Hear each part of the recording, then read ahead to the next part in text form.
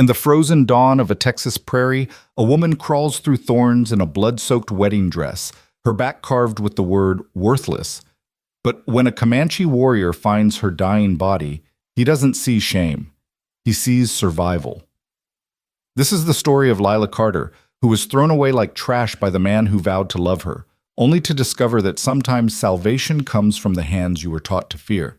Stay with me until the very end, and drop a comment with your city so I can see how far Lila's story has traveled across this world. The thorn bush tore another strip of silk from what used to be a wedding dress, and Lila Carter didn't even flinch anymore. Pain had become a language she spoke fluently now, every nerve in her body screaming in a dialect of agony that needed no translation. The white fabric, once pristine as snow on her wedding day 3 months ago, now hung in ribbons of rust brown and deep crimson, dragging through the dust like the train of some hellish gown designed for a bride descending into the underworld. She couldn't remember when she'd stopped walking and started crawling.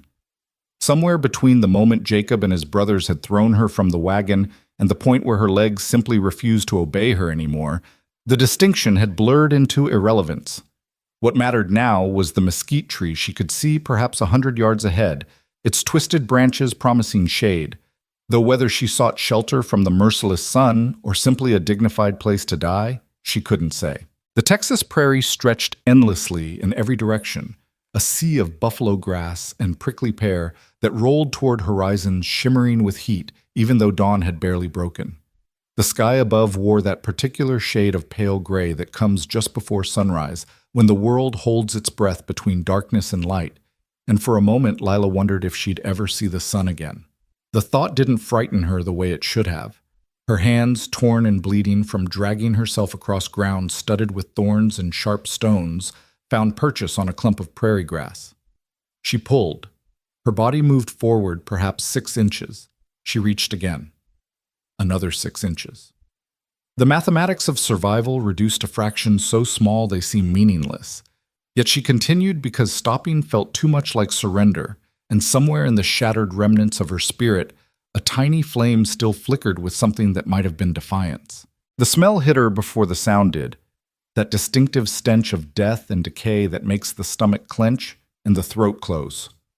Somewhere nearby, something had died. The wind shifted and she heard them, the heavy flap of wings, the hissing squabble of vultures quarreling over carrion.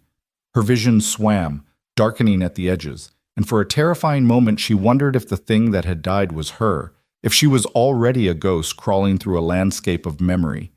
But ghosts didn't hurt like this. Ghosts didn't feel the fire that consumed her back, where Jacob had pressed the branding iron against her skin while his brothers held her down. Ghosts didn't taste blood and dust and the copper tang of despair.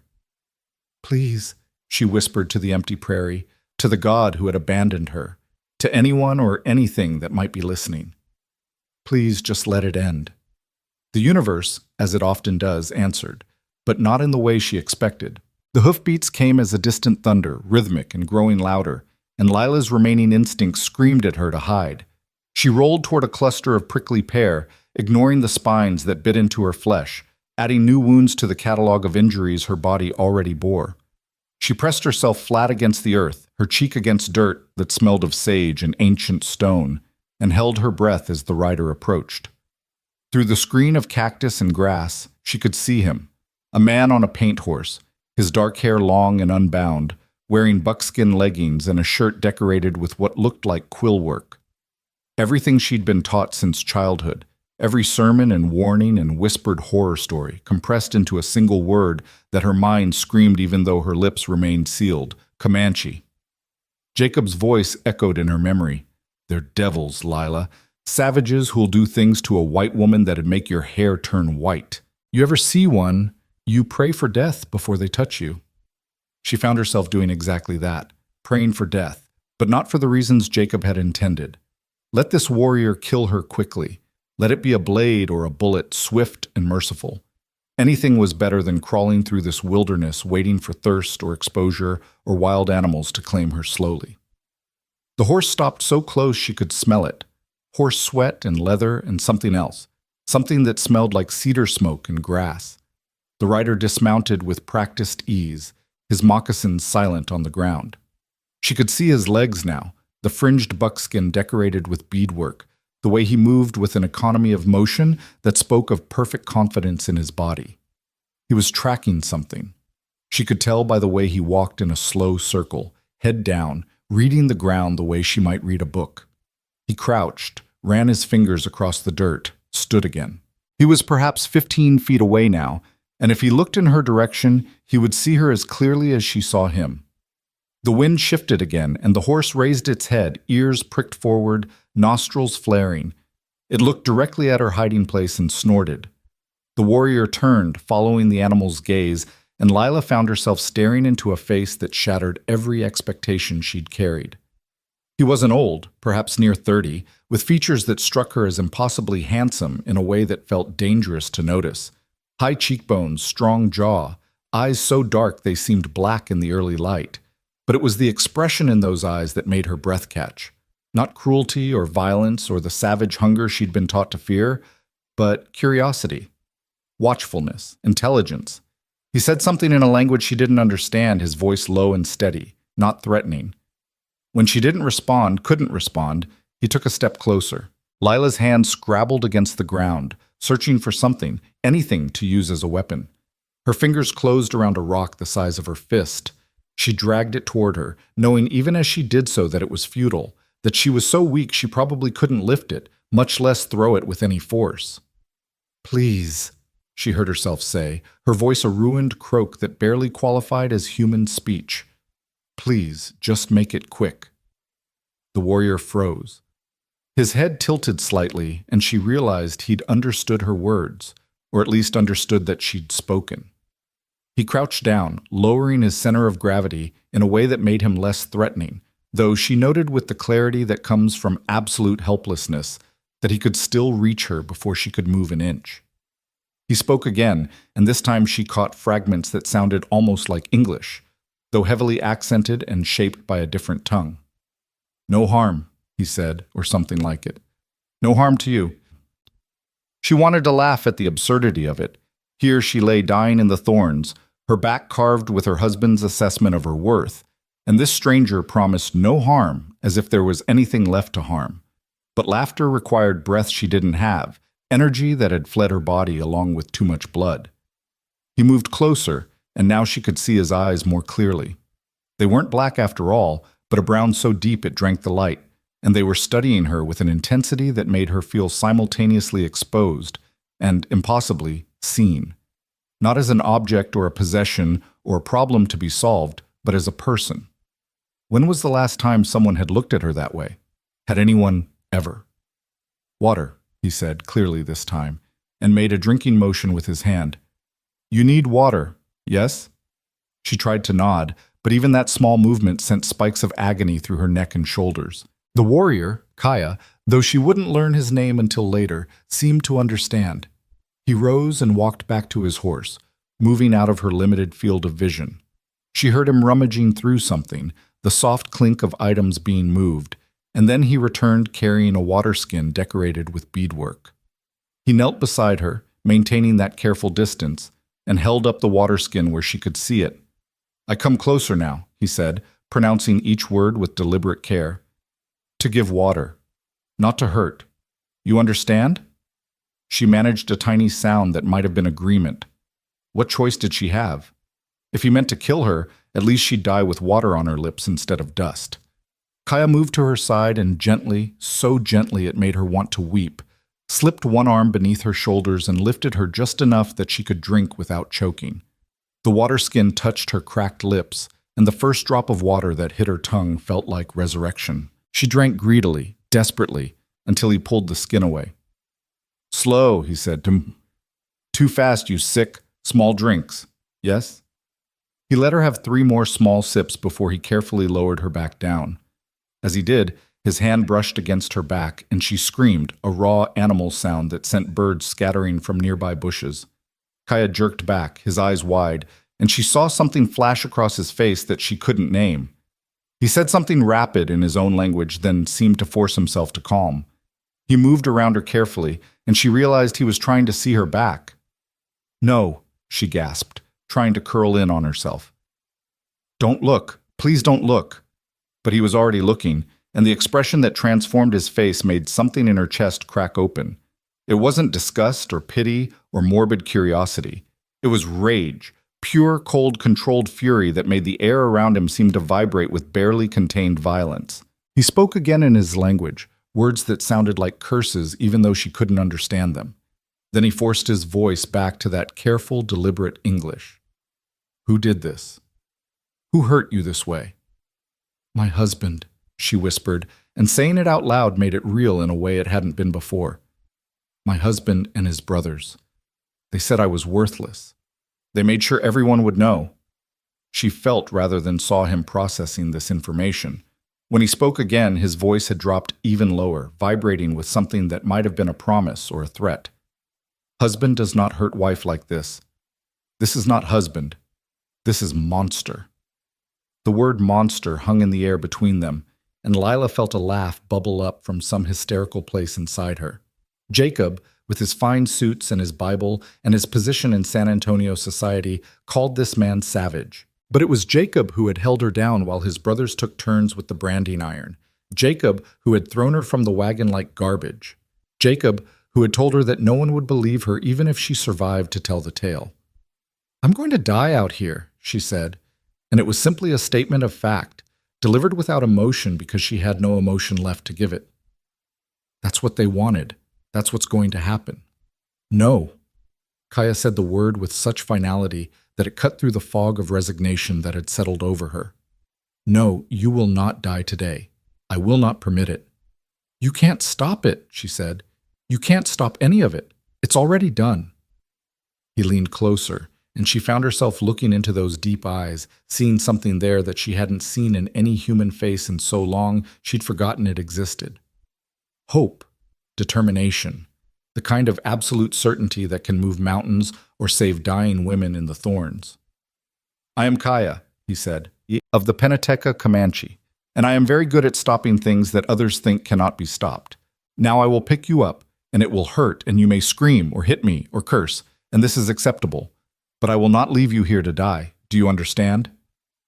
She wanted to tell him it was useless, that she was too broken, that death had already claimed her, and it was just a matter of time before her body accepted what her spirit already knew. But there was something in his face, in his voice, that made argument impossible. "It hurts," she whispered instead. "I know," he said, and the gentleness in those two words nearly broke her. "It will hurt more before it hurts less. But you have survived this long. You can survive a little longer."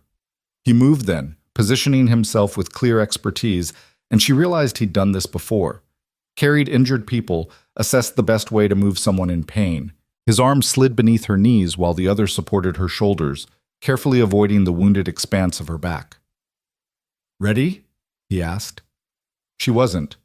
She would never be ready, but she nodded anyway, and he lifted her as if she weighed nothing at all. The world exploded into pain, her vision whited out, and somewhere very far away she heard someone screaming. It took her several seconds to realize the screaming was coming from her own throat. She felt Kaya's arms tighten around her, heard him speaking in low, soothing tones in his own language, words that flowed like water over stone even though she couldn't understand them. He carried her to the horse, which stood steady despite her screaming, and she had the distant thought that this animal was better trained than any she'd ever seen.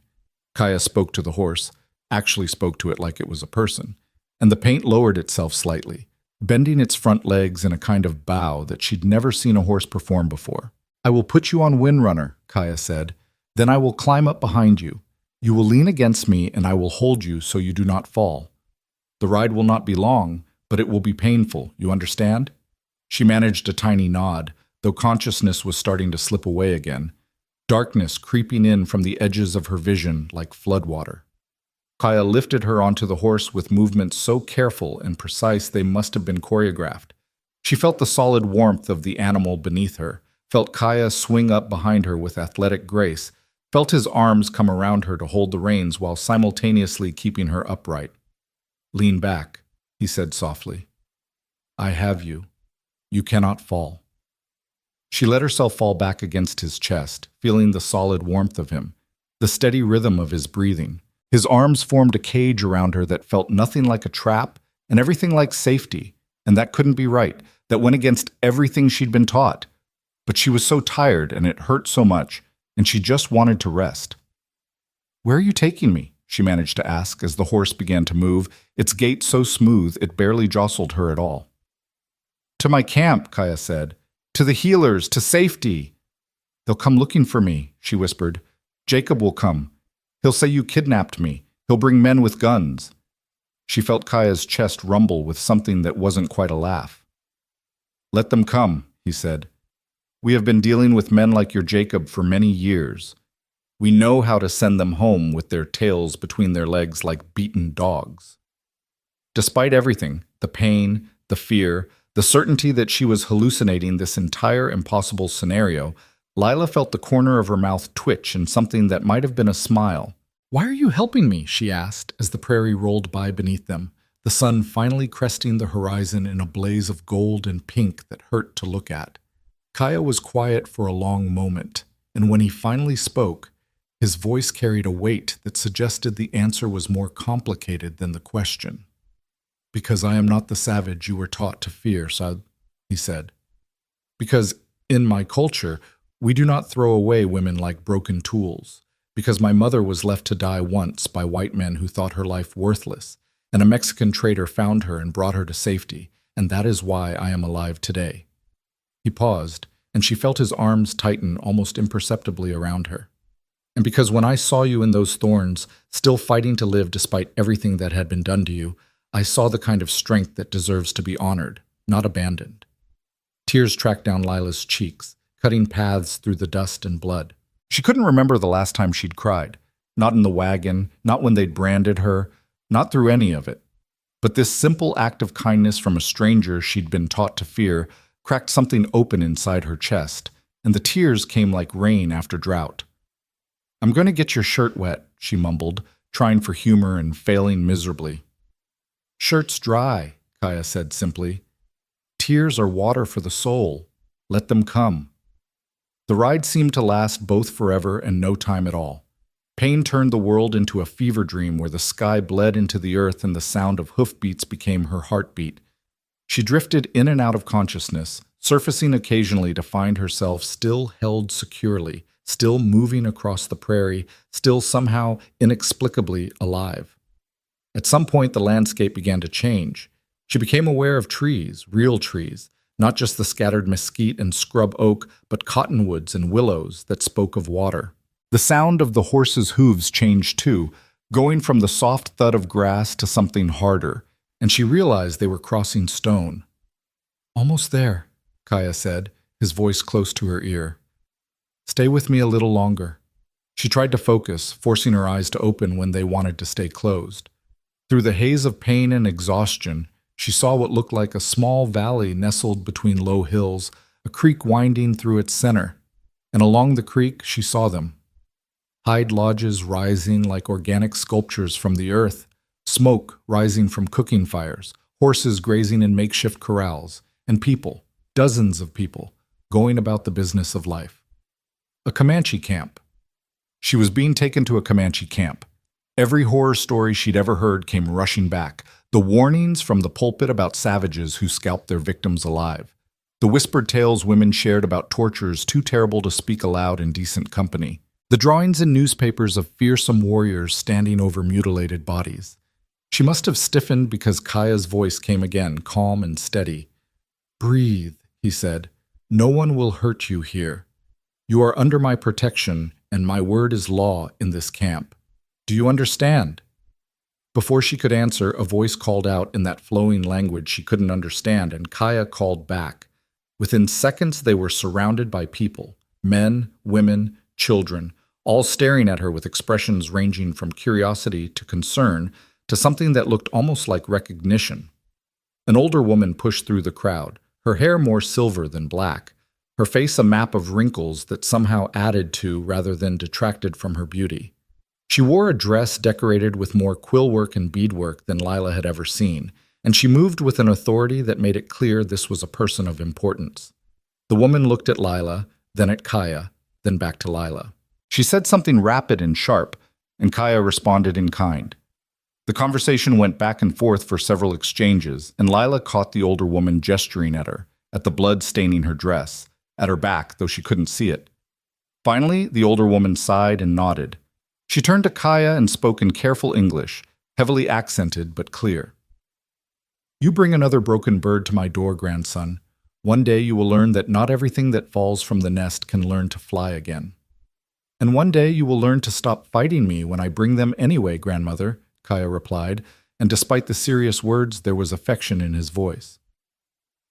Grandmother. This formidable woman was his grandmother. The older woman turned her sharp gaze on Lila, and for a moment Lila felt as if she was being read like a book, every page of her life laid open and examined. Then, seemingly satisfied with what she saw, the woman nodded once. "I am called Naya," she said. "I am the healer of this band. You are badly hurt, child. I will help you, but you must trust me. Can you do this?" Trust. What a strange word to use. Trust was something Lila had given away freely once, bestowed on a man who'd spoken sweet words and made promises in front of God and witnesses. Look where that trust had gotten her. But as she looked at Naya's weathered face, at the strength and certainty in those dark eyes, at Kaya still holding her like she was something precious rather than garbage, she found herself nodding. "I don't have much choice, do I?" she whispered. Naya's lips curved in what might have been a smile. "There is always choice, child, even when we think we have none. You chose to survive this long. You chose to let my grandson help you. These are not small choices." She turned and barked orders in her own language, and immediately people began moving with purpose. Kaya dismounted with that same fluid grace, then carefully lifted Lila down. Two younger women appeared at his side, both dressed in buckskin dresses decorated with shells and beads, both regarding Lila with expressions of sympathy that made her throat tight. "This is Morning Star," Kaya said, gesturing to the taller of the two, a woman perhaps in her mid-20s with hair so long it nearly reached her waist. "And this is Bluebird." The second woman was younger, maybe 20, with a round face and eyes that sparkled with barely contained curiosity. "They will help grandmother with your care," Kaya continued. "They do not speak much English, but they are gentle and skilled. You will be safe with them." "Where will you be?" Lila asked, and hated the panic that crept into her voice. This man was a stranger. She'd known him for perhaps an hour. But he'd saved her life and held her with kindness, and the thought of him leaving filled her with a terror that defied logic. Kaya met her eyes, and she saw understanding there. "I will be close," he said. "I must tend to Windrunner and speak with my uncle about what has happened, but I will not go far. If you need me, you call my name and I will hear you. Yes?" She nodded, not trusting her voice. Naya said something sharp, and Morning Star and Bluebird moved to either side of Lila, supporting her weight between them. Together they began walking toward the largest of the lodges, a structure perhaps 15 feet in diameter, with smoke rising from the peak. Lila looked back once and found Kaya watching her, his face unreadable in the morning light. Then the women were guiding her through the entrance of the lodge, and she stepped from the familiar world she knew, no matter how cruel it had been, into something entirely unknown. The interior of the lodge was dim and cool, the walls lined with what looked like woven mats and decorated hides. A fire burned in the center, the smoke rising to escape through the opening at the top. The smell was unfamiliar, sage and cedar and something medicinal she couldn't name, but not unpleasant. They laid her down on a pile of buffalo robes, and the softness of it made her want to weep. After days in the wagon and hours on the ground, the simple comfort of something yielding beneath her body felt like the greatest luxury imaginable. Naya knelt beside her, those keen eyes assessing. "The dress must come off," she said. "I must see all your wounds to know how to treat them. The girls will help. This is acceptable?" Lila wanted to say no, wanted to keep the torn dress as armor, wanted to hide the full extent of her shame. But she found herself nodding because what did modesty matter now? Let them see. Let them be horrified. Let them understand exactly what kind of monster wore a man's face and called himself a husband. Morning Star and Bluebird began working at the remains of her dress with gentle fingers, cutting away fabric that had dried to wounds, peeling back layers of ruin. Every movement brought fresh agony, and Lila bit her lip until she tasted blood, determined not to scream again. When they finally removed the last piece of cloth, she heard Morningstar's sharp intake of breath. Bluebird said something that sounded like a prayer or a curse, and Naya was silent for a long moment before she spoke. "The men who did this," she said quietly, "they are not men. They are demons wearing human skin. What word did they burn into your back?" "Worthless," Lila whispered. "They branded me like cattle. Said I was worthless as a wife, worthless as a woman. Said no one would want me now. Said they were doing the world a favor by leaving me to die." Naya's hand came to rest on Lila's shoulder, the one part of her back that wasn't destroyed, with a touch so gentle it made Lila's eyes sting again. "They were wrong," the old woman said with absolute certainty. "So wrong that the wrongness of it offends the spirits themselves. You are here, child. You survived what they did. That alone proves you are anything but worthless." She began giving orders in her language again, and Morningstar and Bluebird scattered, returning moments later with bowls and bundles and implements Lila couldn't identify.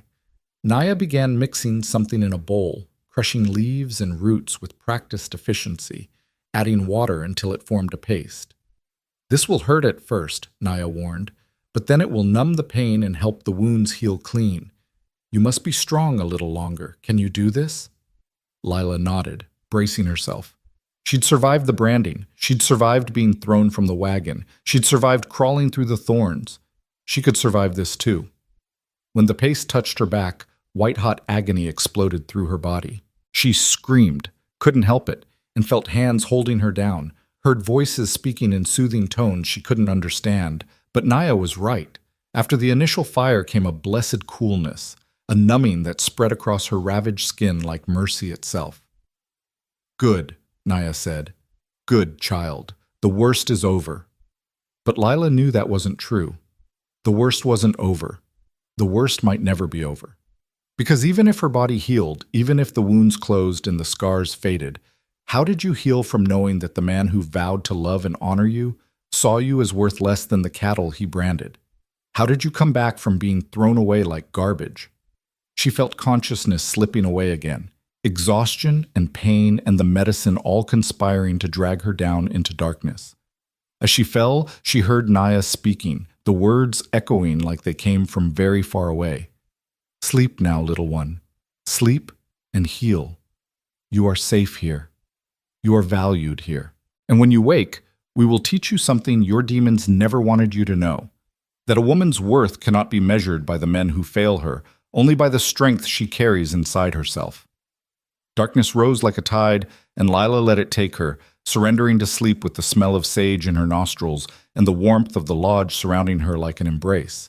When she finally slipped under, she dreamed not of thorns and brands and hatred, but of a paint horse running across a prairie painted gold by sunset, and a voice calling her name in a language she didn't yet understand but somehow knew meant safe. Lila woke to the sound of women singing. The melody was unfamiliar, rising and falling in patterns that felt ancient, as if the song itself had been born from the earth and wind. For a moment she couldn't remember where she was, couldn't place the smoky smell or the warmth surrounding her or the strange softness beneath her body. Then memory returned in a crushing wave, the thorns, the pain, Kaya, the camp, and she tried to sit up. "Easy, easy." Hands pressed gently on her shoulders, and Bluebird's round face swam into focus above her. The young woman was smiling, speaking in her own language, but the tone was soothing. She helped Lila settle back onto the robes and offered her a cup made from what looked like a gourd. The liquid inside smelled like mint and something else, something bitter. Lila hesitated, and Bluebird made an exaggerated drinking motion, then patted her own stomach and smiled even wider. Medicine, then. Or at least something meant to help. Lila drank, and the bitterness made her grimace, but underneath it she tasted honey that made it bearable. Bluebird nodded approvingly and took the cup back, chattering away in Comanche as if Lila could understand every word. There was something comforting about it, about being spoken to like a person rather than a problem, even if the words themselves remained meaningless. Morningstar entered the lodge carrying a bundle wrapped in soft leather. She saw that Lila was awake and said something to Bluebird that made both women laugh, a sound so normal and light that it seemed impossible in the midst of everything else. Morningstar knelt beside the pile of robes and carefully unwrapped the bundle, revealing what looked like a dress made of deerskin, pale and buttery soft, decorated with small blue beads and patterns that reminded Lila of water flowing. Morningstar held it up and spoke, and though Lila couldn't understand the words, the meaning was clear enough. For you, to wear. I can't accept this, Lila said, though even as she spoke she realized how ridiculous the protest was. What was she going to wear? The tatters of her wedding dress. It's too fine. I don't deserve... But Morningstar was already shaking her head, her expression firm. She said something else and Bluebird chimed in, both women talking at once until Naya's voice cut through from the entrance of the lodge. They say the dress was made for Morningstar's sister, who crossed to the spirit world 3 winters ago in childbirth, Naya translated as she entered, carrying another bundle. Morningstar says her sister would be honored to have it worn by another survivor, another fighter. To refuse would dishonor her sister's memory. You understand? Lila looked at the dress, at the careful beadwork that must have taken hours, at the softness that spoke of skilled hands and patient work. A gift from the dead to the living, passed through the hands of women who owed her nothing but gave anyway. Thank you, she whispered, and Morningstar's face broke into a smile that transformed her from pretty to radiant. Over the next hour, with more gentleness than Lila thought possible, the 3 women helped her bathe using warm water from the creek and soft cloths that smelled like sage. They washed the blood and dirt from her hair, untangled the matted strands, and worked some kind of oil through it that made it shine like it hadn't in months. They reapplied Naya's medicine to her back, which still hurt but with a distant quality now, as if the pain belonged to someone else. Then came the dress, slipping over her head like water, settling across her shoulders with barely any weight at all. It fit as if it had been made for her, and when Bluebird held up a polished piece of what might have been obsidian to serve as a mirror, Lila barely recognized the woman staring back. Without the ruin of her wedding dress, without the visible markers of what had been done to her, she looked almost human again, almost whole. The dress transformed her from victim to person, and the simple act of being clean, of wearing something beautiful, cracked something open in her chest that she'd thought had been sealed forever. You look like yourself again, Naya said softly. Or perhaps you look like who you were always meant to be, before cruel men tried to break what they could never understand. Before Lila could respond, a voice called from outside the lodge. Male, speaking in English with that same careful pronunciation Kaya used. Grandmother, is she awake? May I enter? Naya smiled, the expression making her look decades younger. My grandson wishes to see that you survived the night. He has been pacing outside this lodge since before dawn like a wolf guarding its den. Should I tell him to keep waiting, or are you ready to face the man who saved your life? Lila's hands went automatically to her hair, trying to smooth it, then felt foolish. What did it matter how she looked? But somehow it did matter, though she couldn't have explained why even to herself. He can come in, she said, and was surprised by how steady her voice sounded. Naya called out in Comanche, and a moment later Kaya ducked through the entrance. In the daylight streaming through the lodge's opening, Lila saw him more clearly than she had before. He was tall, perhaps 6 feet, with shoulders that spoke of strength tempered by work rather than show. He wore different clothes today, leggings and a shirt decorated with what she now recognized as quill work and patterns of red and yellow. His hair was tied back with a strip of leather, and there was something in his face as he looked at her that made her breath catch. Relief. He looked relieved to see her alive, as if her survival mattered to him personally. You are awake, he said, and she heard the smile in his voice even though his expression remained controlled. This is good. Grandmother said you would live, but she has been wrong before. I have never been wrong, Naya said with mock severity. You simply misheard me that one time with the wounded coyote. The coyote died, Grandmother. I said it would die peacefully, and it did. That is not being wrong. That is you not listening carefully. Naya gathered up her bundles and nodded at Morningstar and Bluebird, speaking rapidly in Comanche. The 2 younger women followed her toward the entrance, both glancing back at Lila with expressions that might have been encouraging or mischievous or both. Then they were gone, and Lila was alone in the lodge with Kaya, and the silence stretched between them like something physical. How is your back? He asked finally, moving no closer but watching her with that same intensity she'd noticed before. "It hurts," she admitted, "but less than it did. Your grandmother's medicine is powerful." She learned from her grandmother, who learned from hers, going back to the first people who walked this land. Kaya paused, seeming to wrestle with something. "I came to tell you that I sent scouts to watch the trail. If your husband comes looking for you, we will know before he arrives." The word husband hung in the air between them like poison. Lila felt her hands clench in the soft deerskin of her dress. "He'll come," she said, "not because he wants me back, but because I'm his property. In his mind, in the law's mind, I belong to him like his horse or his house. He won't let that go, even if he tried to kill me." Kaya's jaw tightened. "You are not property. You are a person. This is truth. That's not how the law sees it. That's not how anyone will see it." Lila heard the bitterness in her own voice and hated it. Hated that Jacob and his brothers had reduced her to this, angry and broken and trapped even here, miles from civilization. "When he comes, he'll have papers, marriage certificates, maybe even a warrant claiming you kidnapped me. The army will side with him. They always side with white men against—" She stopped herself, but too late. The word hung unspoken between them. "Against savages?" Kaya finished, and there was no heat in his voice, only a tired acknowledgement of reality.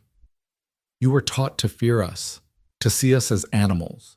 This is what your people do. They make us into monsters so they can take our land and kill our families and sleep well at night. I understand this. I do not like it, but I understand it."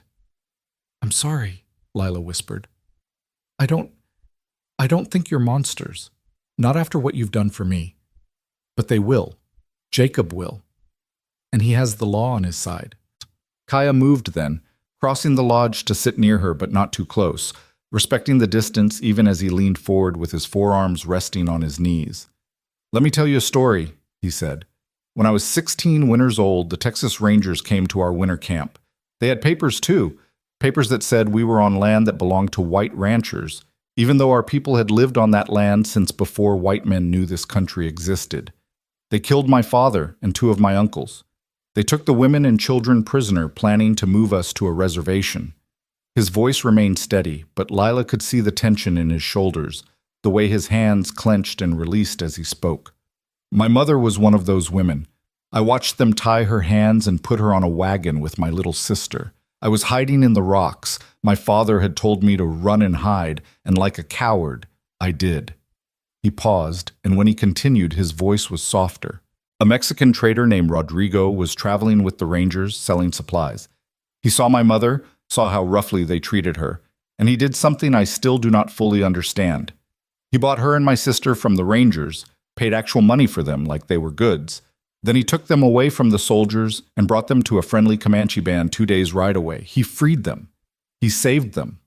Lila found herself leaning forward, drawn into the story despite herself. "Why? Why would he do that?" "I asked him that once, years later, when I finally had a chance to thank him." Kaya's lips curved in a small smile. "He said, 'Because I saw a woman who loved her daughter, and that kind of love deserves to live. Because sometimes the law is wrong, and a man must choose between being legal and being human. I chose human. That is why I picked you up from the thorns, Lila Carter. Not because the law says I should. The law would say I should have left you to die, or worse, but because I choose to be human." The way he said her name, with that slight accent that softened the L and drew out the A, made it sound like something new, like she was being christened into a different life. "What happened to Rodrigo?" she asked. "He is still alive, still traveling the trade routes, still being more human than most men I have known. He comes to our camp sometimes, brings news from the settlements, takes our goods to sell in San Antonio." Kaya's expression grew serious again. "And when your husband comes, because you are right that he will come, Rodrigo will be part of how we handle it. Him and a lawyer in San Antonio who owes my uncle a debt. Men with papers, fighting papers with papers. That is how this must be done." Lila shook her head. "You don't understand how these things work. Jacob's family is wealthy, connected. They have judges in their pocket. No lawyer will go against them for—" She gestured at herself, at the lodge, at everything around them. "For this. For me." You do not give yourself enough value, Kaya said quietly. But that will change. Time and safety will teach you what cruelty tried to destroy, that you are worth fighting for. Before she could respond, voices rose outside the lodge, urgent, speaking rapid Comanche. Kaya was on his feet instantly, moving to the entrance. An older man appeared, speaking quickly, and even without understanding the words, Lila could hear the warning in his tone. Kaya turned back to her, and his face had transformed into something harder, more dangerous. Your husband has come faster than we expected. He rides with 6 men, all armed. They are 2 miles from camp, approaching from the east. He paused, measuring his words. You have a choice to make, Lila Carter. You can hide in this lodge while we send them away. Or you can face him, with us beside you, and take back the power he tried to steal. Lila's heart hammered against her ribs. Face Jacob. Face the man who had held her down while his brothers burned her skin. Face the monster in a man's suit who had thrown her away to die. Every instinct screamed at her to hide, to make herself small, to survive by being invisible the way she'd learned to survive in his house. But something else was rising in her chest, something hot and sharp, that felt like rage mixed with desperation, mixed with the simple, stubborn refusal to let him win. If I hide, she said slowly, he'll tell everyone I was kidnapped. He'll use it as an excuse to bring soldiers back to destroy this place. People will die because of me. That is possible, Kaya acknowledged, but it is not your fault. The evil men do in the name of possessing women cannot be placed on the shoulders of the women themselves. But if I face him, if I tell him in front of witnesses that I left him, that I choose to stay here, then you become a woman who abandoned her husband for savages, and his story becomes one of a betrayed man instead of a violent one. Kaya crossed back to her, and this time he did close the distance, kneeling so they were eye to eye. There is no choice here that does not have consequences. You must decide which consequences you can live with. What do you want, Lila? Not what is safe, not what is expected, but what do you want? The question hit her like a physical blow. What did she want? When was the last time anyone had asked her that? When was the last time her wants had mattered at all? I want him to know he didn't break me, she heard herself say. I want him to see me alive and whole and choosing to walk away from him. I want him to know that his worthless wife survived everything he did and found people who saw her value even when he couldn't. Something fierce and approving flashed in Kaya's eyes. Then that is what we will give you. Can you stand? Can you walk? She nodded, and he helped her to her feet. The movement pulled at her back, sent spikes of pain through her shoulders, but she gritted her teeth and stayed upright. Kaya kept his hand on her arm, steadying but not controlling, and together they walked to the entrance of the lodge. Outside, the camp had transformed. Warriors stood in a loose semicircle, armed with rifles and bows, their faces painted with designs she didn't understand but that clearly meant something. Women gathered behind them, some holding children, all watching with expressions that ranged from curiosity to concern. And in the center of it all stood an older man who could only be Kaya's uncle, the same sharp cheekbones and dark eyes, but seasoned by years and responsibility. The man looked at Lila, then at Kaya, and said something in Comanche that made Kaya respond with obvious respect. The uncle nodded slowly, then spoke in careful English. I am Standing Hawk, war chief of this band. My nephew tells me you wish to face the white men who hurt you. This is brave but dangerous. You understand they may try to take you by force? I understand, Lila said, and was proud that her voice didn't shake. And you understand that if they try this, we will stop them, and there may be blood? I understand that too. Standing Hawk studied her for a long moment, then nodded once. Then you will stand with us, and we will stand with you. But you must let us speak first. You must let us handle this the way of leaders and treaties, not the way of guns. Only if they reach for weapons will we do the same.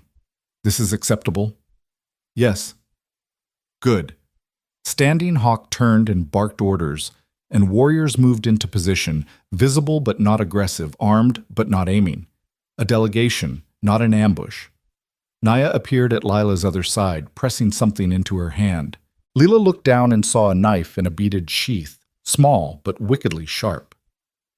Just in case, the old woman said softly. You have been thrown away once. You will not be taken against your will again, not while we draw breath. The sound of approaching horses echoed across the prairie, and Lila's stomach clenched. She knew that rhythm, Jacob's big bay gelding, the one he loved more than he'd ever loved her. The horse that ate better than she had some weeks, that slept in a clean stall while she slept in a room that leaked when it rained. They appeared over the rise, 7 riders, just as Kaya had said.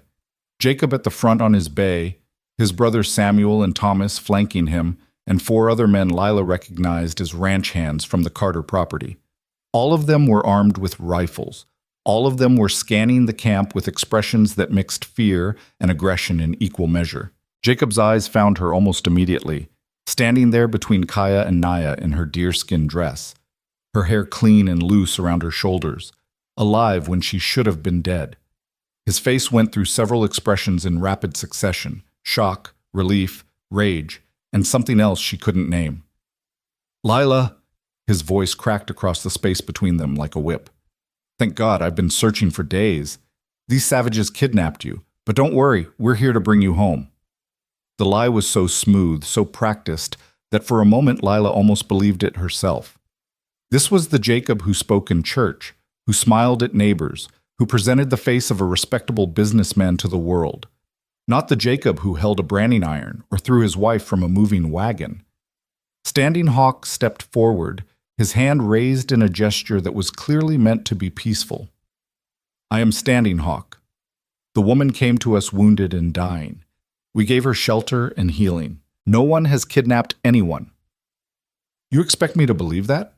Jacob's voice dripped with scorn. "My wife disappears from our home, and I find her here, dressed like one of you, clearly being held against her will. I have every right to take back what's mine." What's mine? Not who, but what? Property, possession. Lila felt something snap inside her chest, something that had been bent and strained but not quite broken until this moment. She stepped forward, out from between Kaya and Naya, ignoring the pain that lanced through her back. "I'm not yours," she said, and her voice carried across the camp clear and strong. "I was never yours, Jacob. I was a human being you fooled into trusting you, and then you tried to destroy me when I couldn't give you what you wanted." Jacob's face flushed red. "Lila, you don't know what you're saying. You're clearly confused, probably drugged. These savages have—" "Stop calling them that!" The words exploded from her with enough force to make Jacob's horse sidestep. "They saved my life. They gave me medicine and clothes and kindness while you and your brothers held me down and branded me like an animal, while you threw me from a wagon and left me to die in the wilderness." A shocked silence fell over the camp. Even Standing Hawk looked surprised by the vehemence in her voice.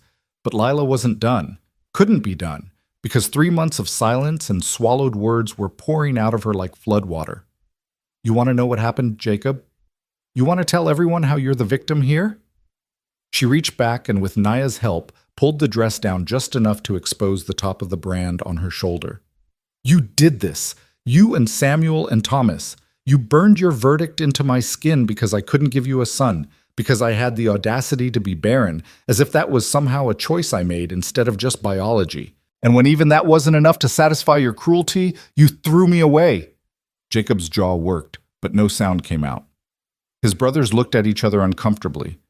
One of the ranch hands was staring at the ground as if he wished it would swallow him. "I should have died out there," Lila continued, and she felt tears streaming down her face but didn't care. "That's what you wanted. That's what you planned. But Kaya found me. He brought me here. These people, these savages you despise, they treated me with more humanity in one day than you showed me in 3 months of marriage. So no, Jacob, I won't go with you. I won't let you take me back to that house where every room smells like my own fear. I choose to stay here, with people who see me as a person instead of property." "You can't choose that." Jacob's horse danced as his hands tightened on the reins. "You're my wife. We're married in the eyes of God and the law. You belong—" "I belong to myself," Lila shouted. "The only person who ever had the right to decide my future was me. And I gave that away once because I believed your lies about love and protection. I won't make that mistake again." Jacob's hand moved toward the rifle on his saddle, and instantly every Comanche warrior raised their weapons. The click of hammers being pulled back echoed like thunder, and Jacob froze. Standing Hawk's voice cut through the tension like a blade. You will not touch your weapon. You will not touch this woman. She has claimed sanctuary with our band, and we have granted it. This is treaty land recognized by the Republic of Texas itself. You have no authority here. Treaty land? Jacob laughed, but it sounded hollow. Those treaties aren't worth the paper they're written on, and everyone knows it. Perhaps, Standing Hawk acknowledged, but we have witnesses here, white witnesses who trade with us, and who will testify that this woman came to us wounded and chose to stay of her own free will. We have a healer who can document every injury she bears. We have warriors who will swear before any judge that no force was used to keep her here. What do you have, white man? A story about a kidnapping that no one saw?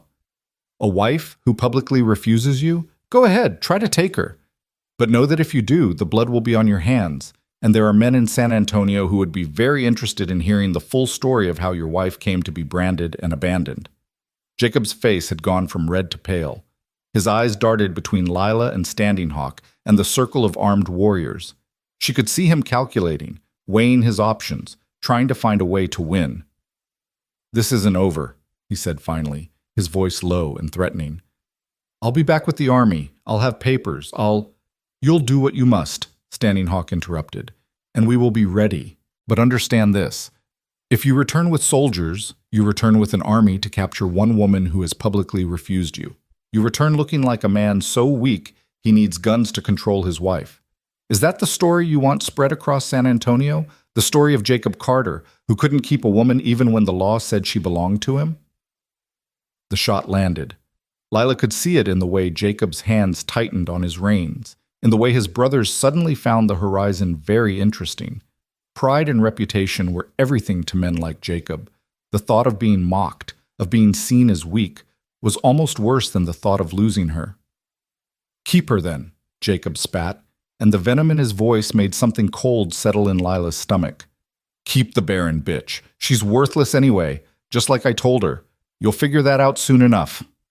He wheeled his horse around and spurred it back toward the rise. His brothers and the ranch hands followed, though one of the hands looked back once with an expression that might have been sympathy or shame or both. They watched until the riders disappeared from view, and only then did Lila feel her legs start to shake. Kaya was beside her instantly, his arm supporting her weight as her knees buckled. I've got you, he said softly. You can let go now. You were so strong. You can rest. But Lila was laughing and crying at the same time, great heaving sobs that shook her whole body. I told him no, she gasped out between sobs. I told him no, and he left. He actually left. You were magnificent, Naya said, appearing on her other side. Like a winter storm, beautiful and terrible and impossible to ignore. Your spirit is strong, child, stronger than those men could ever be. Standing Hawk approached, and Lila tried to straighten, tried to show proper respect to this man who had defended her, but he waved her efforts away. Rest, he said. You have fought your battle for today. He will return. Men like that always do, but not immediately. Pride must be soothed first. Lawyers must be consulted. Schemes must be planned. We have time. He looked at Kaya. Take her back to the healing lodge. Make sure she eats. She will need strength for what comes next. As Kaya helped her walk back across the camp, Lila became aware that people were watching her, not with pity or disgust, but with something that looked like respect. Morning Star and Bluebird were speaking rapidly to a group of younger women, demonstrating something with gestures that might have been reenacting her confrontation with Jacob. Children peeked out from behind their mothers' skirts with wide, curious eyes. They're talking about you, Kaya said quietly, saying you have the heart of a warrior, that you faced down 7 armed men with nothing but words and will. This is a story that will be told around fires for many winters. I was terrified, Lila admitted. I'm still terrified. What if he does come back with soldiers? What if people die because I... Stop. Kaya's voice was gentle but firm. You cannot control what evil men do in response to your freedom. You can only control whether you let them take that freedom from you. You chose to stand. That is enough. They reached the healing lodge, and Naya was already there, preparing food and medicine and clean water. She settled Lila back onto the pile of robes and pressed a cup of broth into her hands. "Drink," the old woman commanded. "Your body needs strength after such bravery. And then you will sleep, because healing happens in the quiet places, when we let ourselves be vulnerable enough to rest." Lila drank, tasting venison and wild onions and herbs she couldn't name. The warmth of it spread through her chest, pushing back the cold fear that had settled there. She was aware of Kaya sitting nearby, not leaving, just keeping watch like he'd promised. "Why are you doing this?" she asked him after she'd drained the cup. "Really? You could have left me in those thorns. It would have been easier, safer. Why risk everything for a stranger?" Kaya was quiet for a long moment, staring at the fire burning in the center of the lodge. When he finally spoke, his voice carried a weight that suggested he was sharing something precious. "When I was young, maybe 10 winters old, I found a hawk with a broken wing. An eagle had attacked it, left it to die on the ground. My father told me to leave it, that interfering with nature's way was foolish. But I could not. I could not watch something beautiful die just because it had been hurt by something stronger." He looked at her then, and the intensity in his gaze made her breath catch. "I took that hawk home. I fed it, splinted its wing, protected it while it healed. My father was angry at first, said I was wasting time on something that would never fly again. But I kept trying, and one day, that hawk spread its wings and flew away, stronger than it had been before." "Did it come back?" Lila asked. Kaya smiled. "Every spring for 7 years.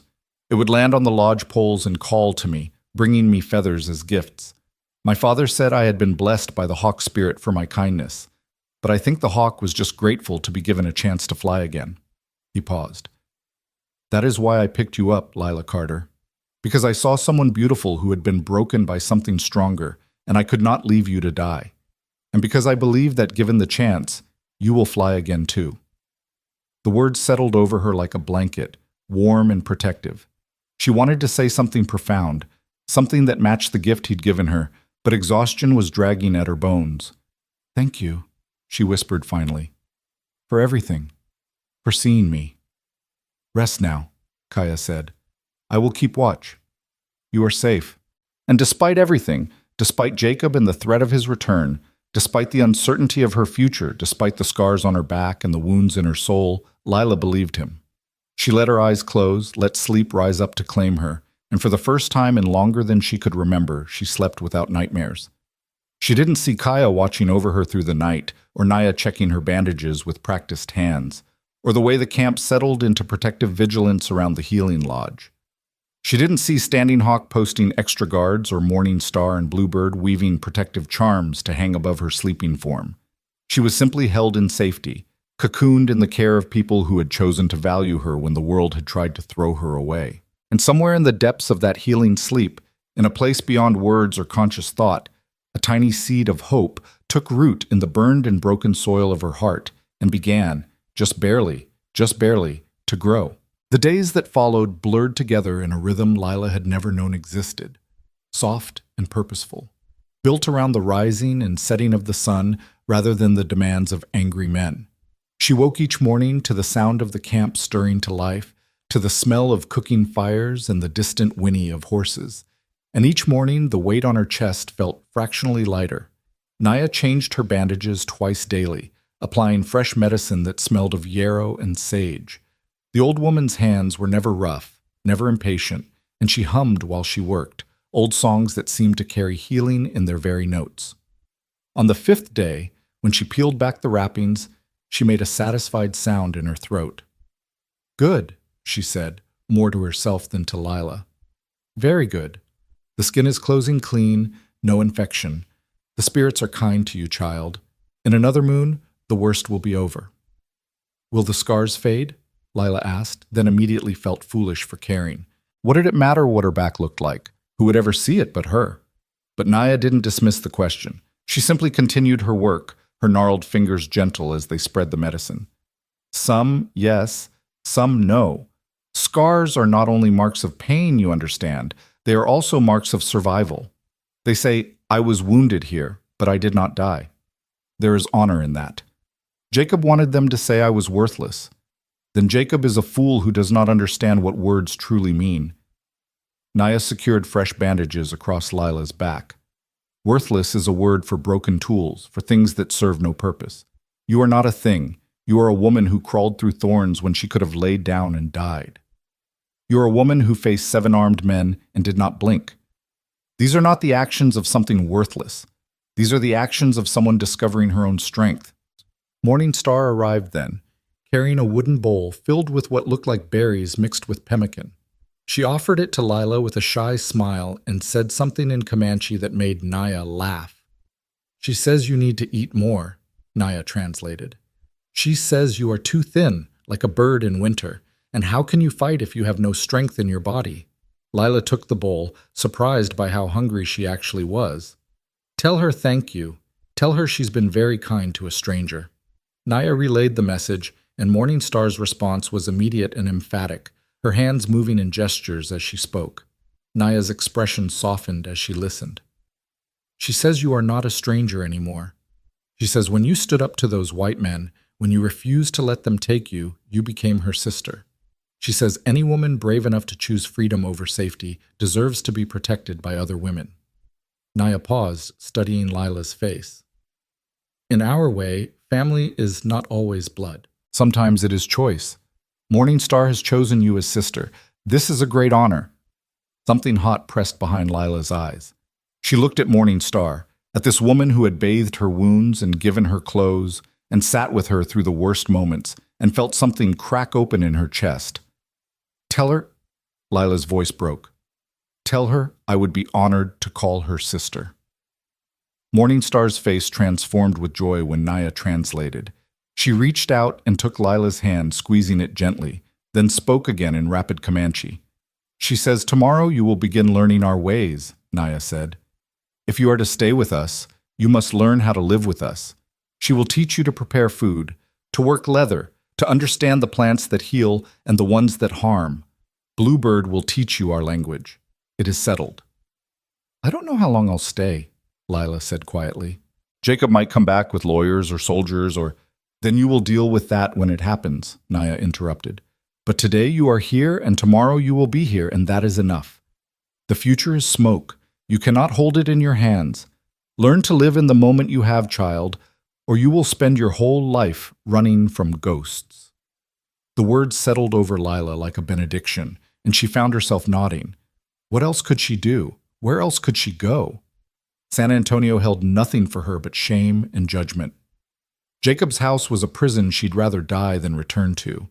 And out here, in this camp full of people she'd been taught to fear, she'd found more kindness in a week than she'd known in years. That afternoon, Bluebird arrived with a leather bag full of items and a determined expression. She settled cross-legged beside Lila and began pulling things out, a piece of tanned hide, an awl, sinew thread, beads in various colors. She held up the hide and said something, tapping it with her finger. "Naki," Bluebird said clearly, then repeated it. "Naki." "Naki," Lila echoed, and Bluebird's face lit up. She pointed to the awl. "Tosabitu." "Tosabitu." For the next hour, Bluebird patiently taught her words in Comanche while showing her how to punch holes in leather and thread them with sinew. The work was painstaking, requiring a delicacy Lila's hands seemed to have forgotten, but Bluebird never lost patience. When Lila fumbled and dropped the awl, Bluebird simply picked it up and demonstrated again, slower this time, making sure Lila could see exactly how to hold it. They were so focused on their work that neither of them noticed Kaya's arrival until his shadow fell across their workspace. Lila looked up to find him watching with an expression she couldn't quite read. "You are learning the language," he said, and was that approval in his voice? "Trying to," Lila admitted. "I'm not very good at it yet." "Language is like a river," Kaya said, settling down nearby. "You cannot drink all of it at once. You must take small sips until the taste becomes familiar. Bluebird is a good teacher. She taught my youngest cousin to speak, and he was stubborn as a mule." Bluebird said something that made Kaya laugh, and he responded in kind. The easy affection between them was obvious, and Lila felt a pang of something that might have been envy. To have people who laughed with you, who taught you patiently, who looked at you with fondness instead of disappointment. When had she last experienced that? I brought you something, Kaya said, switching back to English. He held out a pair of moccasins, beautifully made with beadwork in patterns of blue and white. Your feet are healing, but you cannot walk barefoot forever. These were my mother's. She would want you to have them. Lila stared at the moccasins, at the careful stitching and the hours of work they represented. I can't take your mother's shoes. Spirit world these 3 years, Kaya said gently. Her things should be used by the living, not gathering dust in my lodge. Besides, I think she would like you. You have her stubbornness, her refusal to accept defeat even when everything seems lost. The comparison made Lila's throat tight. You honor me by saying so. I speak truth, not honor. Kaya set the moccasins beside her. Try them. If they do not fit, I will find others. Lila slipped them on, and they fit as if they'd been made for her feet specifically. The soft leather molded to her skin, comfortable in a way her stiff leather boots had never been. She stood carefully, testing them, and found she could walk without pain for the first time since the thorns. They're perfect, she said. Thank you. Kaya nodded, but his eyes held something deeper than simple acknowledgement. He looked like he wanted to say more, but Bluebird interrupted with an insistent stream of Comanche, gesturing at the leatherwork. Kaya translated with obvious amusement. She says you are distracting her student and must leave unless you plan to help. She is very fierce about teaching, my sister. Your sister? Lila looked between them, seeing the resemblance now in the shape of their eyes, the set of their jaws. My younger sister, Kaya confirmed. She lost her husband to the spotted sickness 2 winters ago. She lives in my lodge now, along with our grandmother. He stood, brushing dust from his leggings. I will leave you to your lessons. But tonight there will be a gathering around the fire, stories and songs. You should come if you feel strong enough. It is good for the spirit to see joy, not just survival. After he left, Bluebird gave Lila a knowing look and said something that needed no translation. The teasing was evident in her tone, and Lila felt heat rise in her cheeks. We're not, she stammered, but Bluebird just laughed and went back to the leatherwork, humming a tune that sounded suspiciously cheerful. That evening, as the sun painted the sky in shades of orange and purple, Morning Star arrived to help Lila prepare for the gathering. She brought a comb made from porcupine quills and sat behind Lila, carefully working through the tangles in her hair with patient hands. The intimacy of it, having another woman care for her appearance with such focus, made Lila's eyes sting.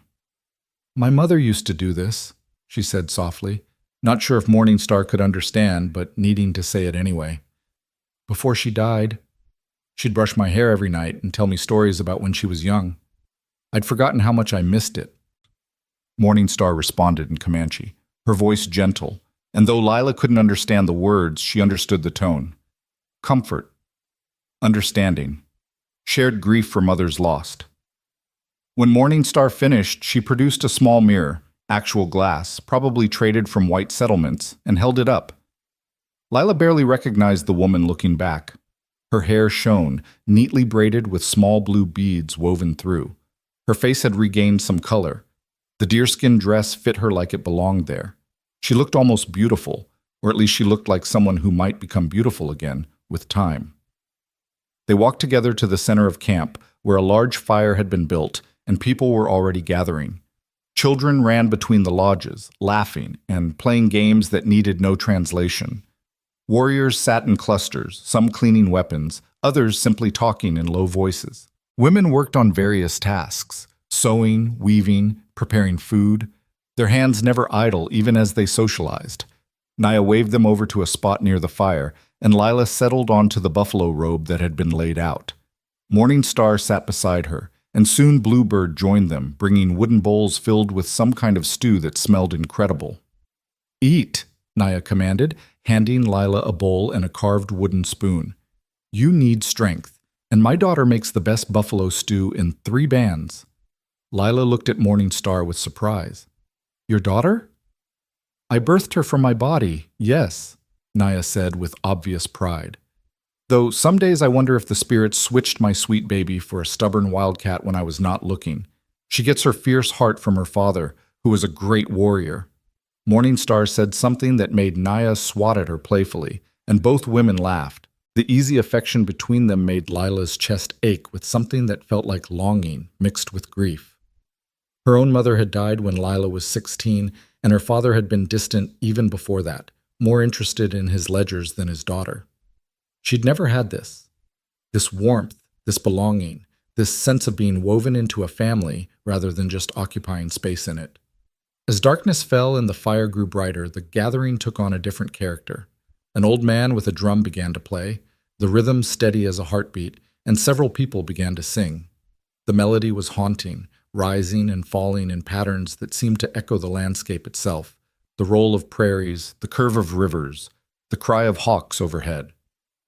Kaya appeared from the darkness and settled on the other side of the fire, and Lila found her eyes drawn to him despite her best efforts to look elsewhere. In the firelight, his features seemed carved from shadow and flame, beautiful in a way that made her chest constrict. He caught her looking and smiled, a small private expression that made heat rise in her cheeks. Standing Hawk rose to his feet, and the singing quieted. He began to speak in Comanche, his voice carrying across the gathered crowd. And though Lila couldn't understand the words, she could hear the power in them. Naya leaned close to translate in whispers. "He tells the story of how our people came to this land," Naya murmured. "How we were once part of a different tribe far to the north, but the spirits called us south, to the land of the buffalo and the endless sky." He speaks of the ancestors who made that journey, of the hardships they faced, of how they became strong by surviving what tried to break them. The story went on, and Lila found herself drawn into it despite the language barrier. She watched Standing Hawk's face, saw the passion there, the reverence for the history he carried. When he finished, another person stood, a woman this time, and began her own story, something that made people laugh and clap. She tells of the time her husband tried to impress her by catching the chief's fastest horse, Naya translated with a chuckle. He chased that horse for 3 days, and only caught it because it got tired of running and stopped to eat grass. She says this taught her that sometimes the best hunters are simply the most stubborn. More stories followed, some serious, some funny, all of them woven together into a tapestry of shared experience and communal memory. Lila realized this was how they kept their history alive, not in written books that could be burned or lost, but in stories told around fires, passed from one generation to the next, living and breathing and changing with each telling. Then Kaya stood, and the crowd quieted with an anticipation that suggested he was a known storyteller. He began to speak, and even without translation, Lila could hear the rhythm of it, the poetry and the cadence. Naya's translation came in fragments, whispered between beats. He speaks of the hawk with the broken wing, of finding beauty in broken things, of how healing requires both patience and faith, of how sometimes what we save ends up saving us in return. Lila's breath caught as she realized he was telling their story, or a version of it, wrapped in metaphor and shaped for this audience. He didn't name her, didn't point her out, but several people glanced in her direction as he spoke. When he finished, the silence that followed felt weighted with understanding. An older woman stood and said something to Kaya that made him nod seriously. Naya's translation came quickly. She says the hawk spirit is strong in him, that it has guided him to do good work. She blesses the hawk and the woman it protects.